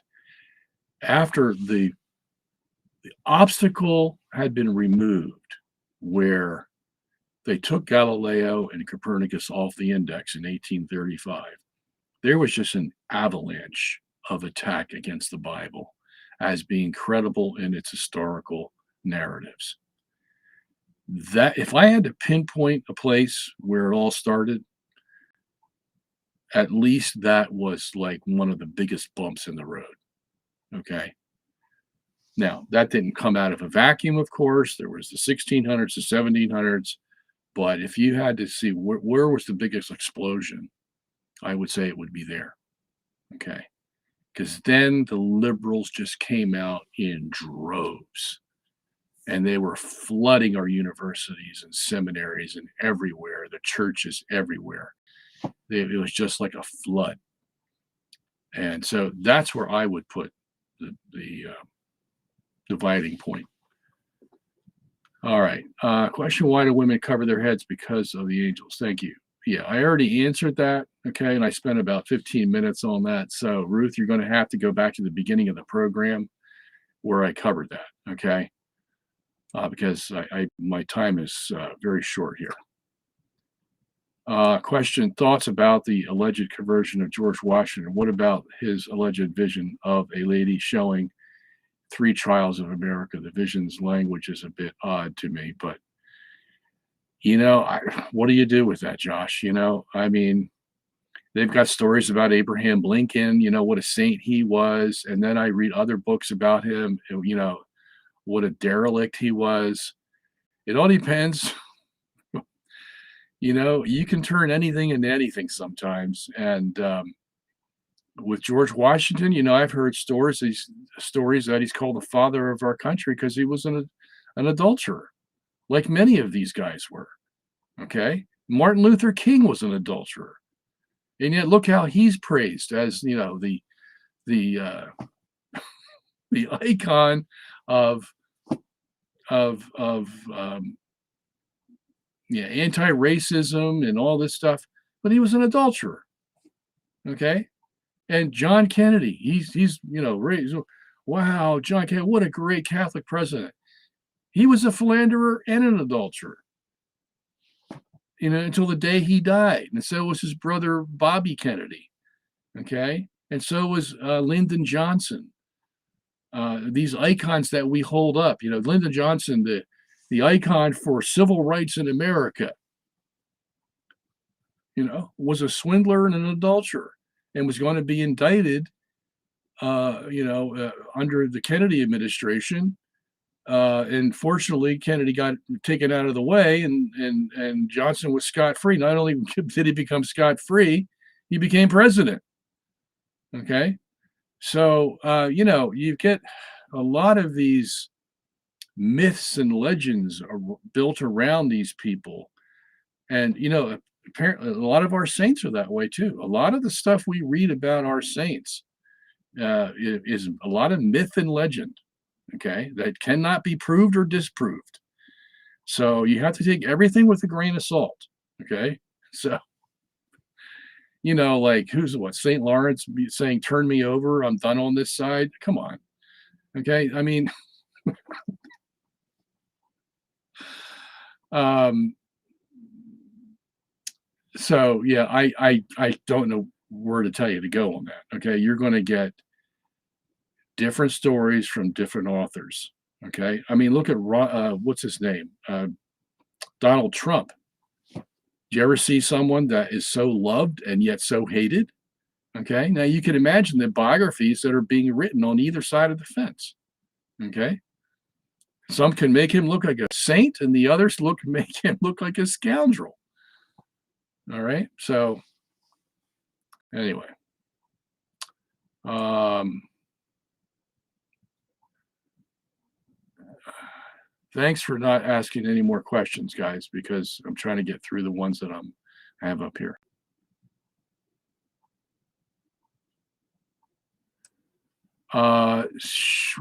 This is not a question, but it's a comment that I just caught. Shiwan Okia says the Bible does say that husbands should submit to their wives and love them as they love their own body. No. Okay. You have half right.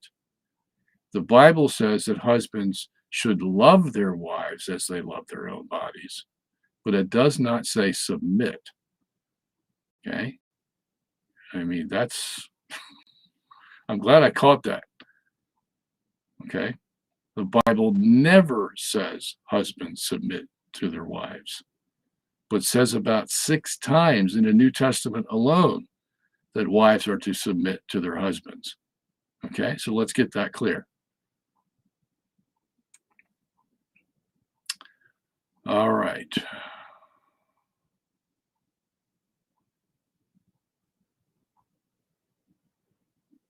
Colin says, okay, this is not a question, so I can't get to it.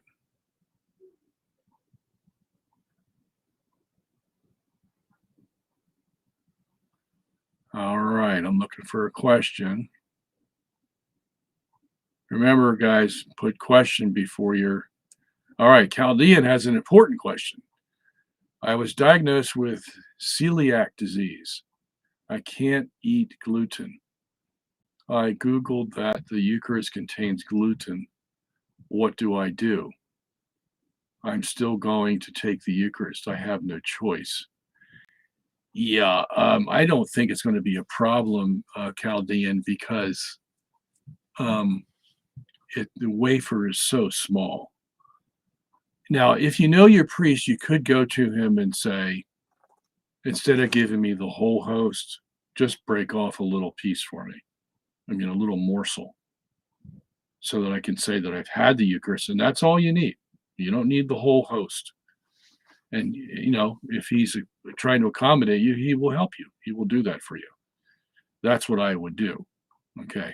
If the whole host bothers you, that's what I would do.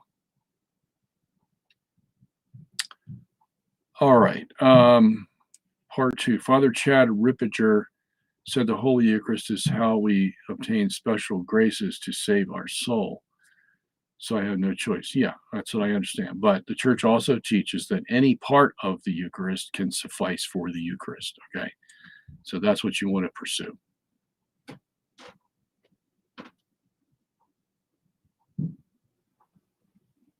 All right.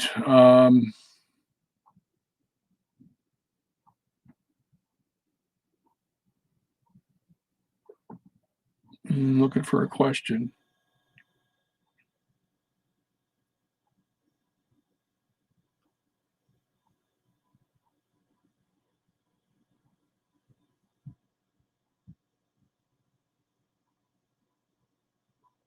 A lot of comments today. We want everybody talking about the women issue. which was to be expected, of course. All right. Question. What do you think is the age of the Earth? Can the human race be 6,000 years old, but the Earth be a lot older? Ice core samples seem to indicate the Earth is 50,000 years old. Well, I would beg to differ about those ice core samples. The same reason I would beg to differ about how they interpret the geologic column. Okay. They all think that that geologic column was made when layer one came upon layer, so that's how they get all the strata. It's been proven by science in many different quarters over the last 100 years that that's not necessarily true. And it wouldn't make any fossils if it was, because the fossils would deteriorate before the next strata came. Okay. So if those strata were made over millions of years, what's going to happen to those organic specimens that are supposed to be made into fossils?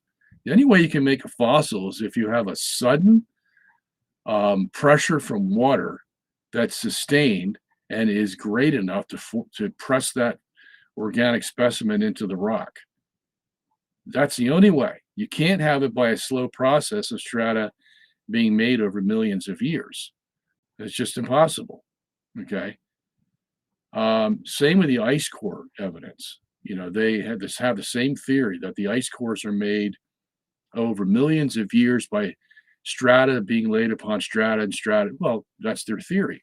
So they're going to interpret the ice cores like that. Okay. But it's the same thing with the geologic column, only they're above ground, whereas the ice cores are below ground. Okay.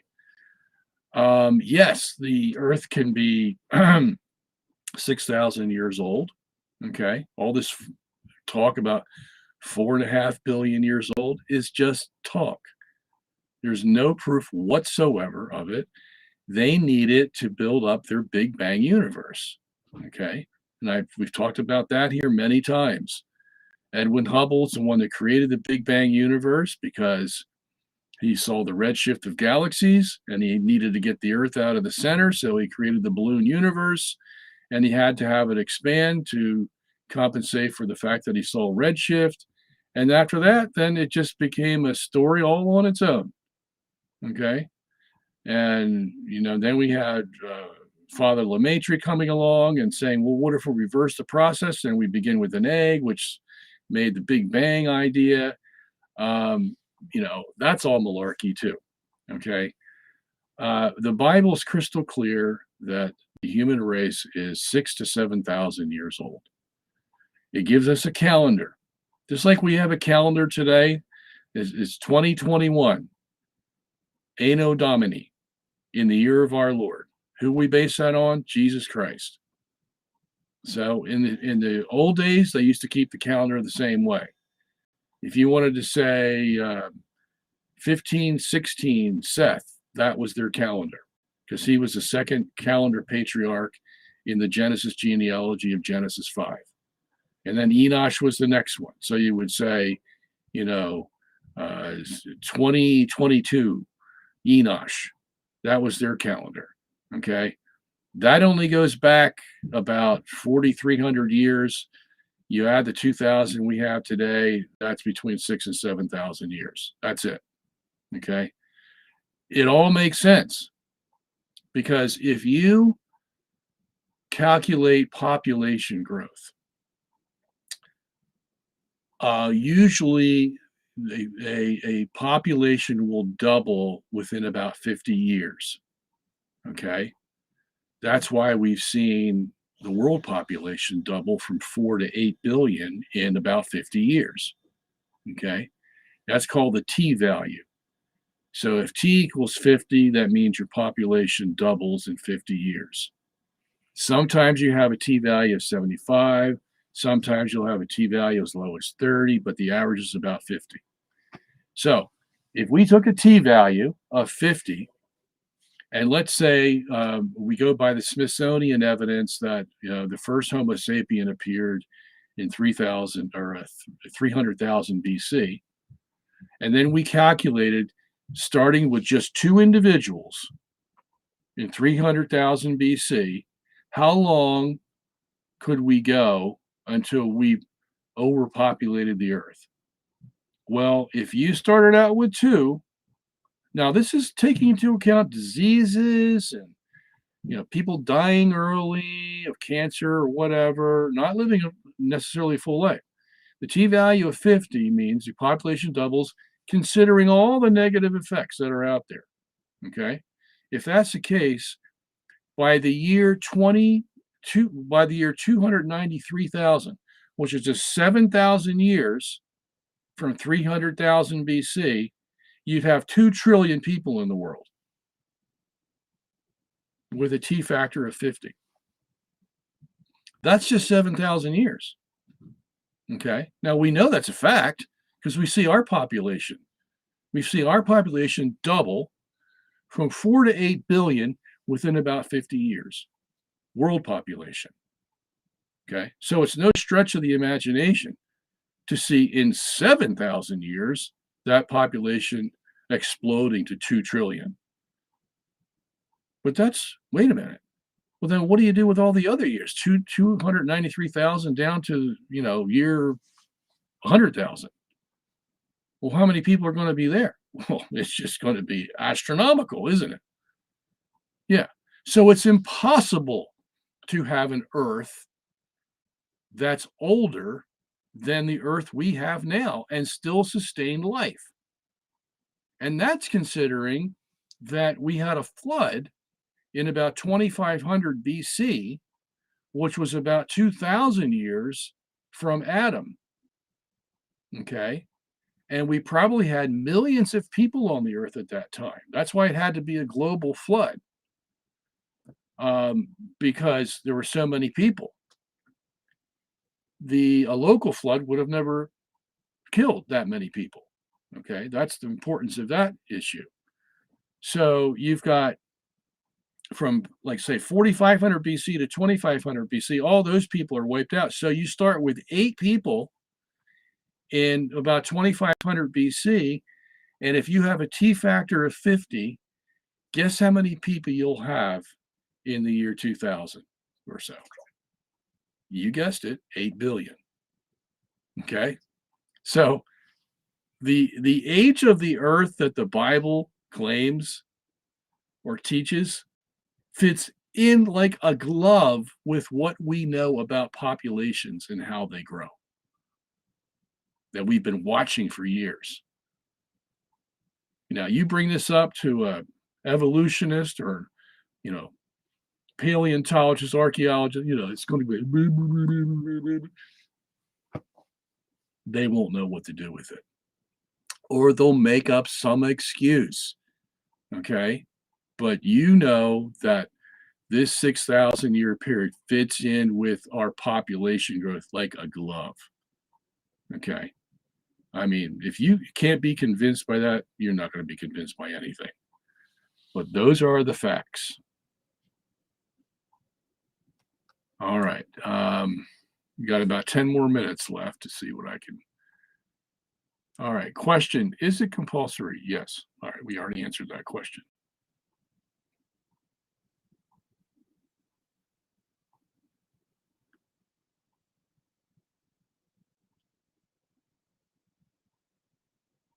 Question. Watched your program with Sam Shamoon. What do you think about the joint declaration on justification with the Lutherans?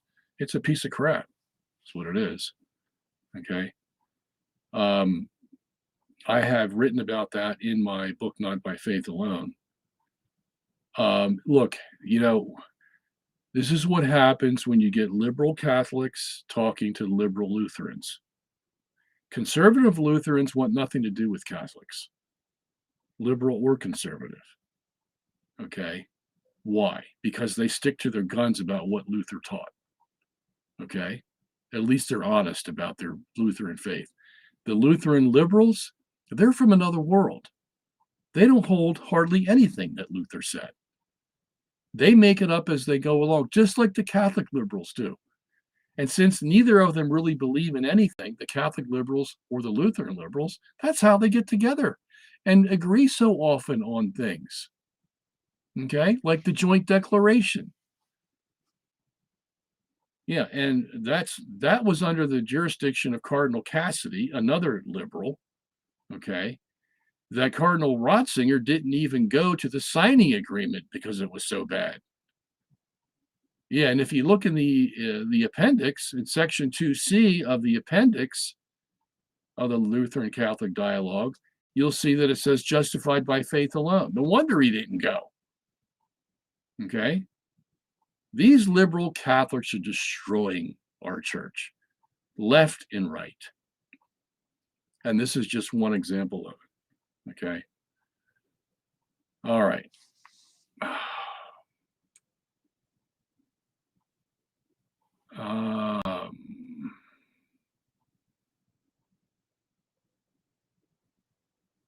Robert Sungenis, do you still do debates? If so, how could one go about contacting you to set it up? I think you can reach me at the website here, robertsungenis.org, or you can use my email, sungenis@aol.com. But I'm not going to debate just anybody, okay? It's going to have to, like I said before, it's going to be somebody who knows his stuff, who has credentials to prove that he's been through the regimens of academia and can, handle himself. Those are the people I will debate. Okay, not just any Joe off the street. All right, let me see what else we have.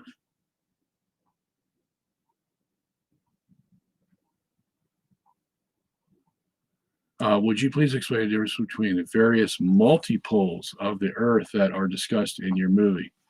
Okay, Stephen, good question. The multipoles are, okay, so how do I explain that? Okay, so you have, I don't know if you've ever seen the map of the cosmic microwave radiation, the spherical map that shows like the red, the yellow, the blue, and they're all in different places. Okay, so and they're like dots. Okay, the different colors. So you have a lot of blue dots, a lot of red dots, a lot of yellow dots. Okay, these represent the different temperatures that are in the universe of the microwave radiation. They don't vary by much, but they do vary enough that we can detect the difference. So we call them poles because if you take the yellow spots, usually they congregate together. There may be a little blue and red mixed in there, but usually they're yellow, and you smudge them, okay, and you make them one color, well, that becomes a pole, okay? Then if you see the red, big blotch of red, even though there might be some yellow and blue in there, you see a bigger blotch of red and you smudge that and it's all red. That becomes a red pole. Okay. So you get these different poles of different colors for the whole universe, depending on the temperature of that microwave radiation. Okay. Now, that shouldn't be. Anybody who believes in the Big Bang should say to see those poles is an anomaly, because the Big Bang explosion is supposed to be homogeneous and isotropic. That means it's spread out very smoothly, just like homogenized milk. You can't tell one part of a homogenized milk from another part because they all look the same. That's what homogenized means. And an explosion should be homogeneous and isotropic, except for maybe little things here and there. But 99% of it should be homogeneous and isotropic. Okay, and most of the universe is, except we find these poles of radiation differences, and we only find them in certain sections of the universe. And guess what? Where we find them makes a line that goes through from one end of the universe to the other end of the universe. It makes a line called the axis of evil. And guess what? That line goes through the ecliptic of the Earth, the 23.5 degree difference from the equator to that point, that line called the ecliptic. Okay. So if we had a Big Bang universe, then what business has the universe making a line with the Earth that's supposed to be on the outskirts of the universe, okay, um, and making it look like it's in the center of the universe? How does that happen in a Big Bang universe? Well, it can't, okay? The only way that can happen is if someone made it that way. And that's the way it's made because that's the evidence we see, okay? So that's what we're talking about in the principle. And that's why they call it the axis of evil, because they don't like it. Instead of calling it the axis of good, they call it the axis of evil. Why? Because it defies their Copernican principle. And the Copernican principle is what? That there is no special place in the universe. You see? It's all homogeneous and isotropic, so you can't tell one place from the other. But that's not what we find. All right? So there you have it.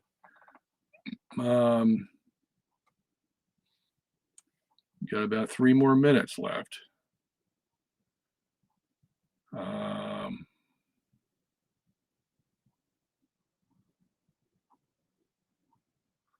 lot of conversation tonight.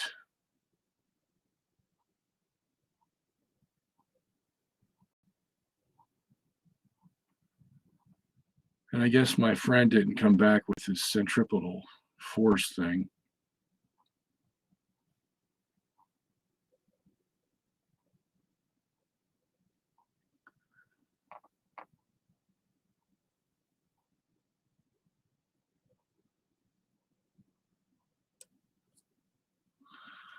Please explain why in the creed sometimes it is prayed saying he descended into hell, and on the third day he ascended into heaven. Other times it is prayed not referencing descending into hell.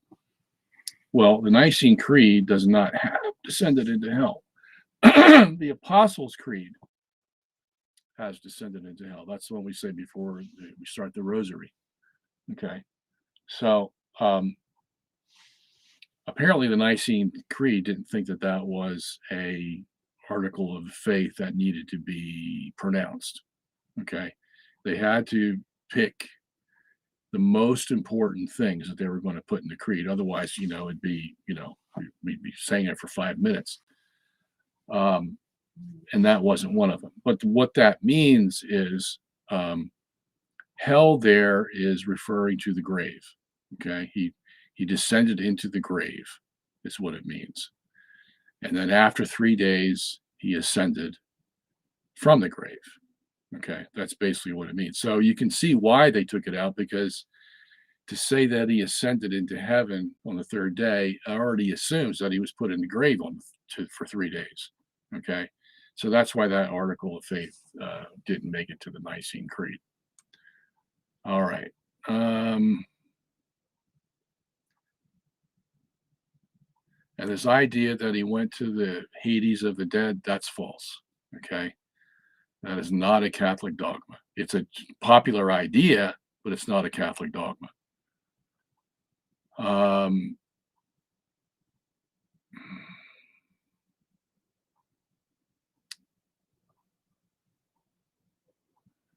Question, I lost my spot, so I'm asking again.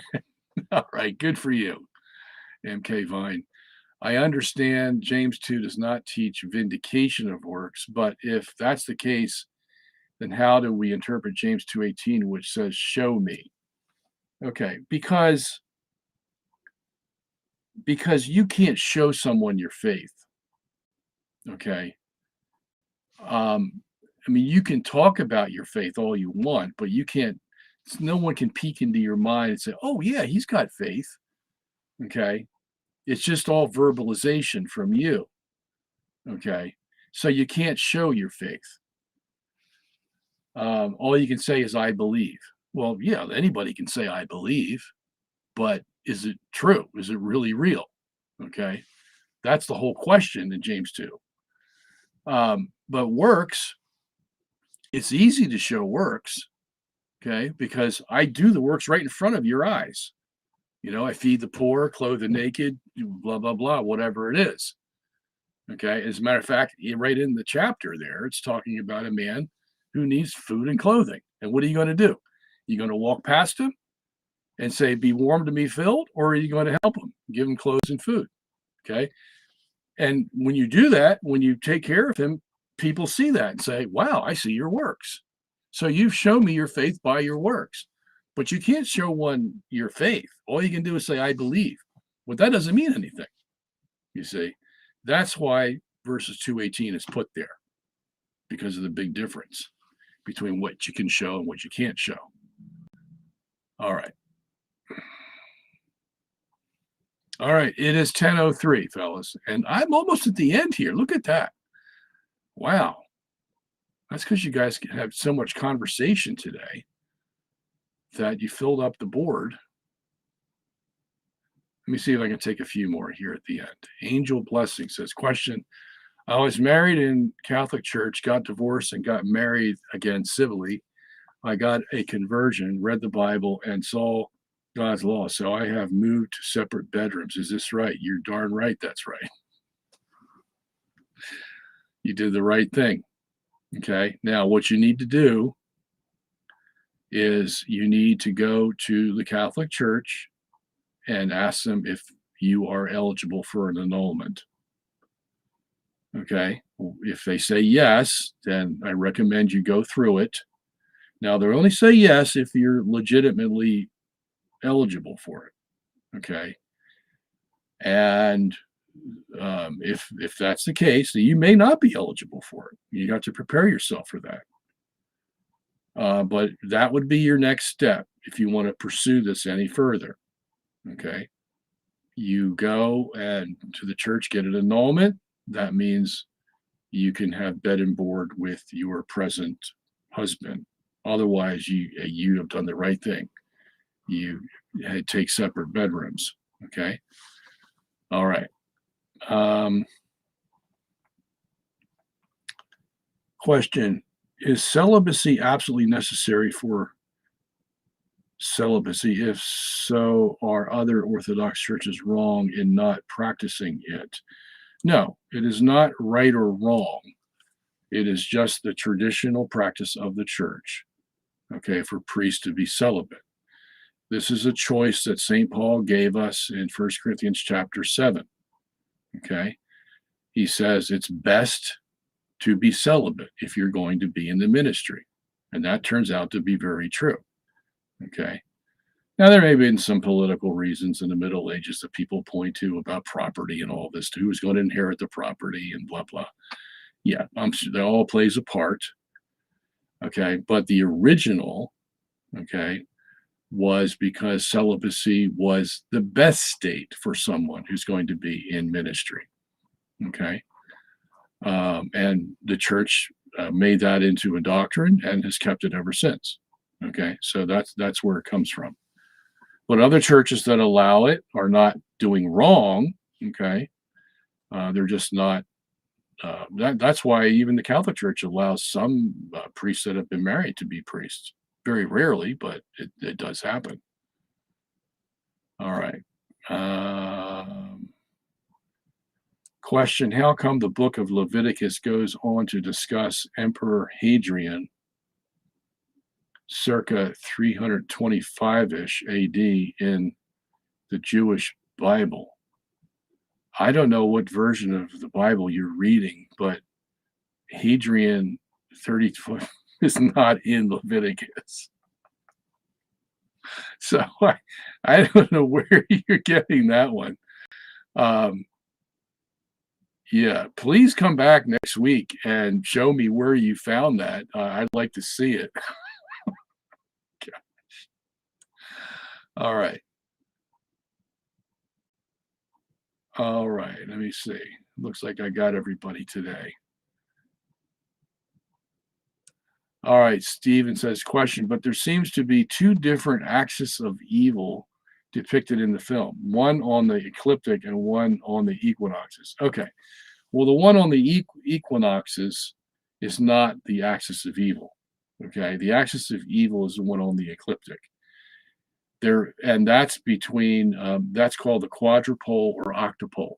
Okay. Remember I told you about the poles? well, you with the quadrupole, you basically have 4 basic poles, okay? With the octupole, it's just a harmonic in the next level, which has 8 poles, okay? And the lines that form the octupole and the quadrupole line they're basically like almost parallel to one another, okay?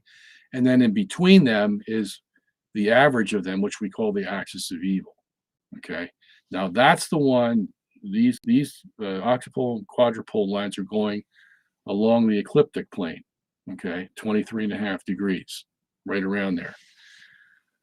The other one that's on the equinoxes, that's the dipole, okay? Not the quadrupole or the octupole, it's the dipole. So you're going to have 2 poles. You're going to have a blue one and a red one, okay? And that's actually 1,000 times more powerful than the quadrupole and the octupole one on the ecliptic, okay?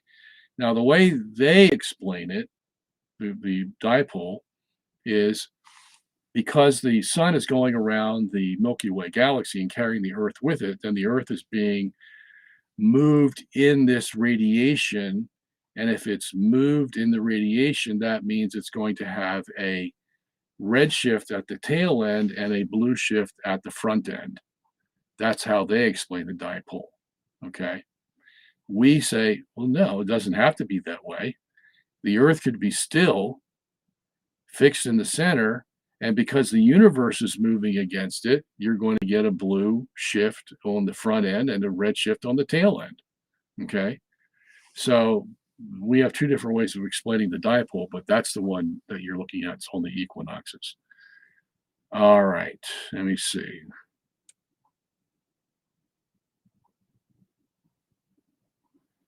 Have you any information on the projected pole flip coming soon? No, they don't know if it's coming soon. They're just guessing, okay? Okay, thank you for the congratulations on the Sam show. How can I find my vocation? Also, are there 3 vocations or just 2? Married, religious, single. Well, yeah, you don't have to be a ordained priest. You can be a religious, okay? But that's still, you're celibate. So in that sense of vocation, either one of those is celibate. So the big choice is, whether you're married or not married, okay?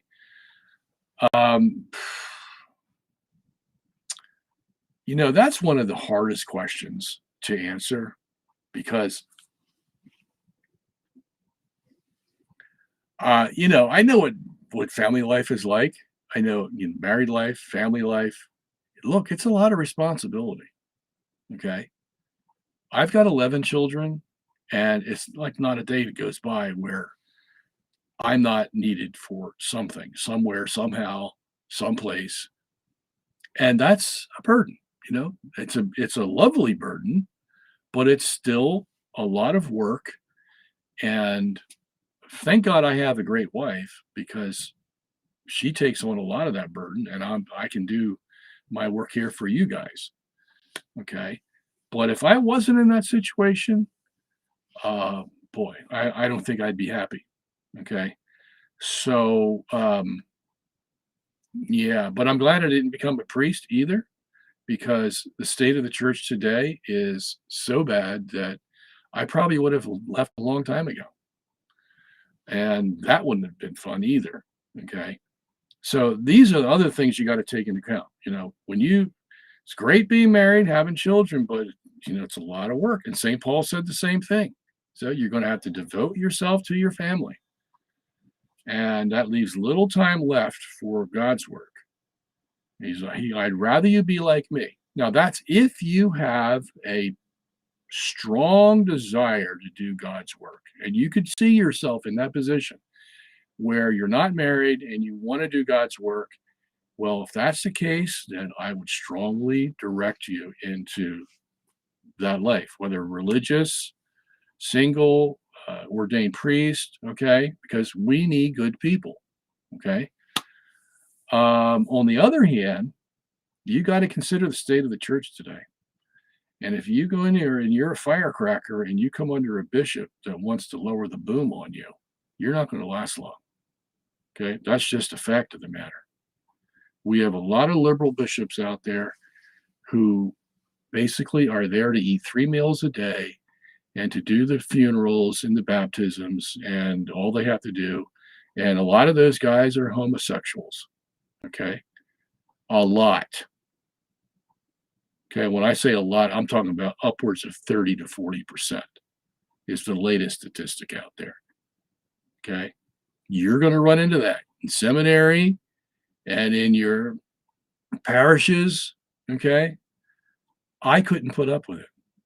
So I would never go in that direction. I would be speaking out and they would target me and I'd be out of there in no time flat. So it wouldn't be worth it for me to go in there in the first place. Okay. But the question is, how are you going to handle that? Okay. And it ain't getting any better. Yeah. They're circling the airport. You know, they're not going away. And you have to consider all those. And I can't answer that for you. I can just give you my perspective and, you know, decisions I've made. But that's it. Okay. All right.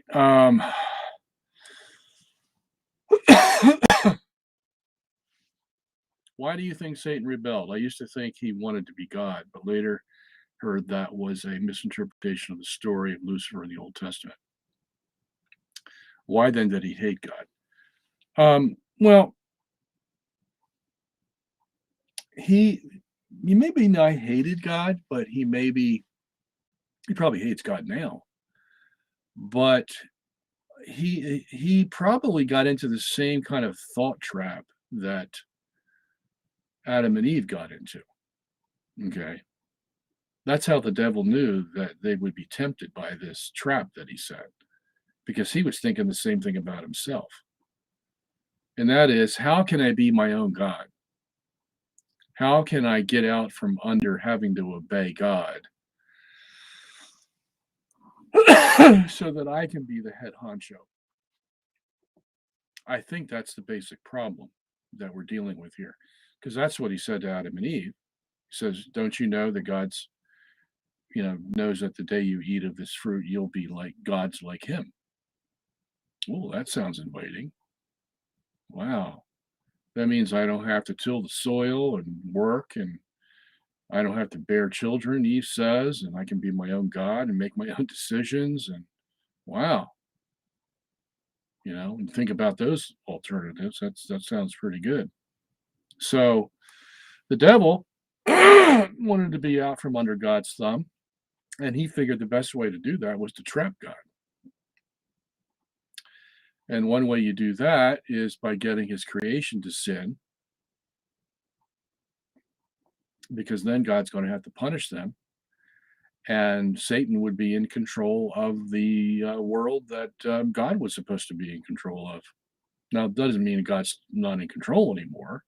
It just means he had to relinquish power to the devil that he didn't plan on relinquishing.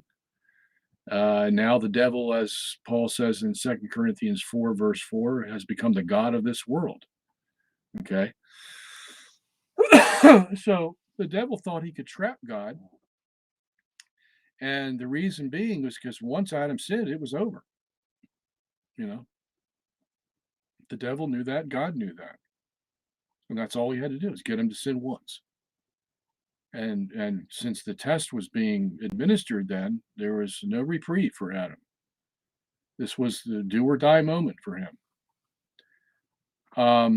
So the devil thought he could trap God, basically, even though he knew that God knows everything.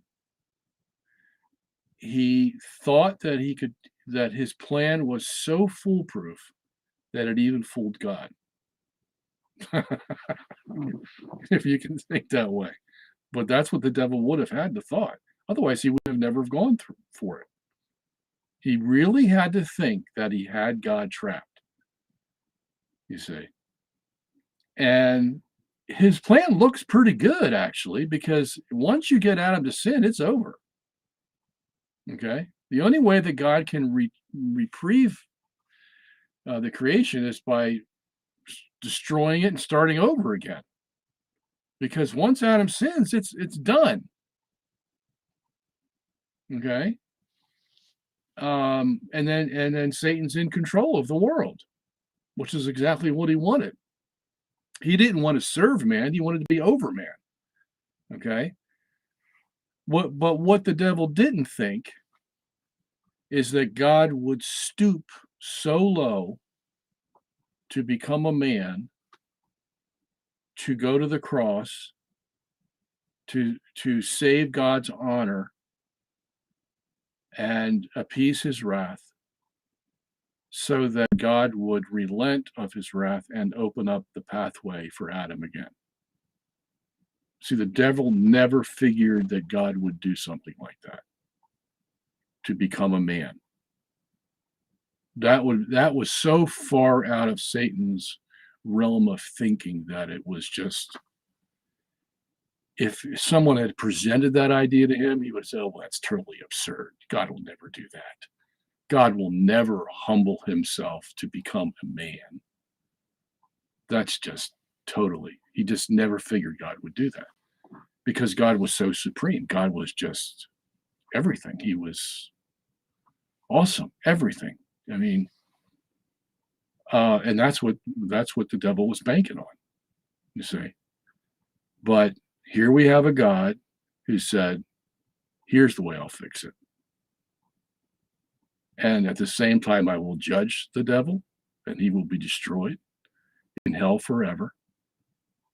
I will redeem mankind, and those that want to be redeemed, I will take with me. And those that want to go to hell with the devil, they can go to hell. Okay? But here's how I'll fix it. I'll become a man, and I will suffer the sacrifice that's needed to reopen things again, so that I don't have to destroy it.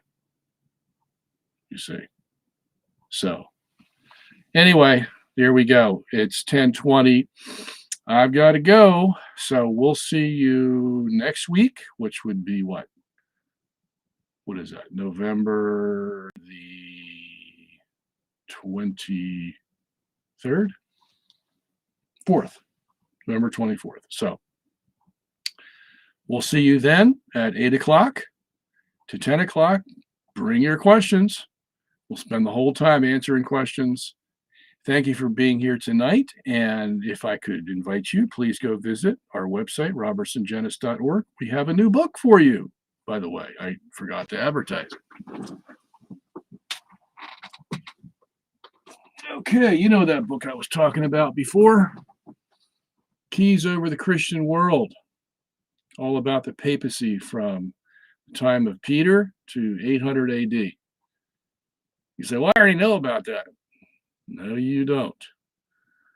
You want to see how history regarded Peter during a whole time and why we do so today. It's all in here.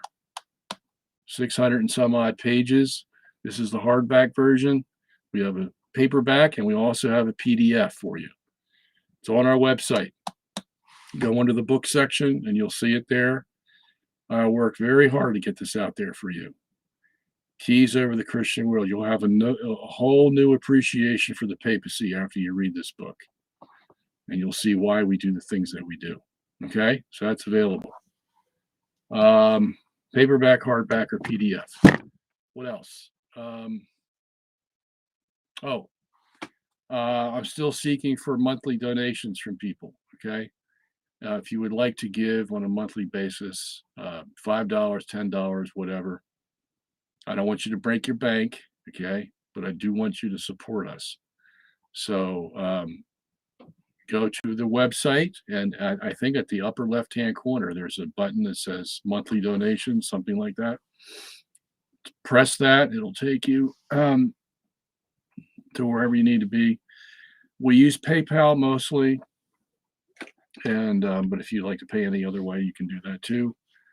But we need your help, okay? So to keep this on the air, well, I am asking you, and I've been told to ask you, so I'm asking. All right, time to go.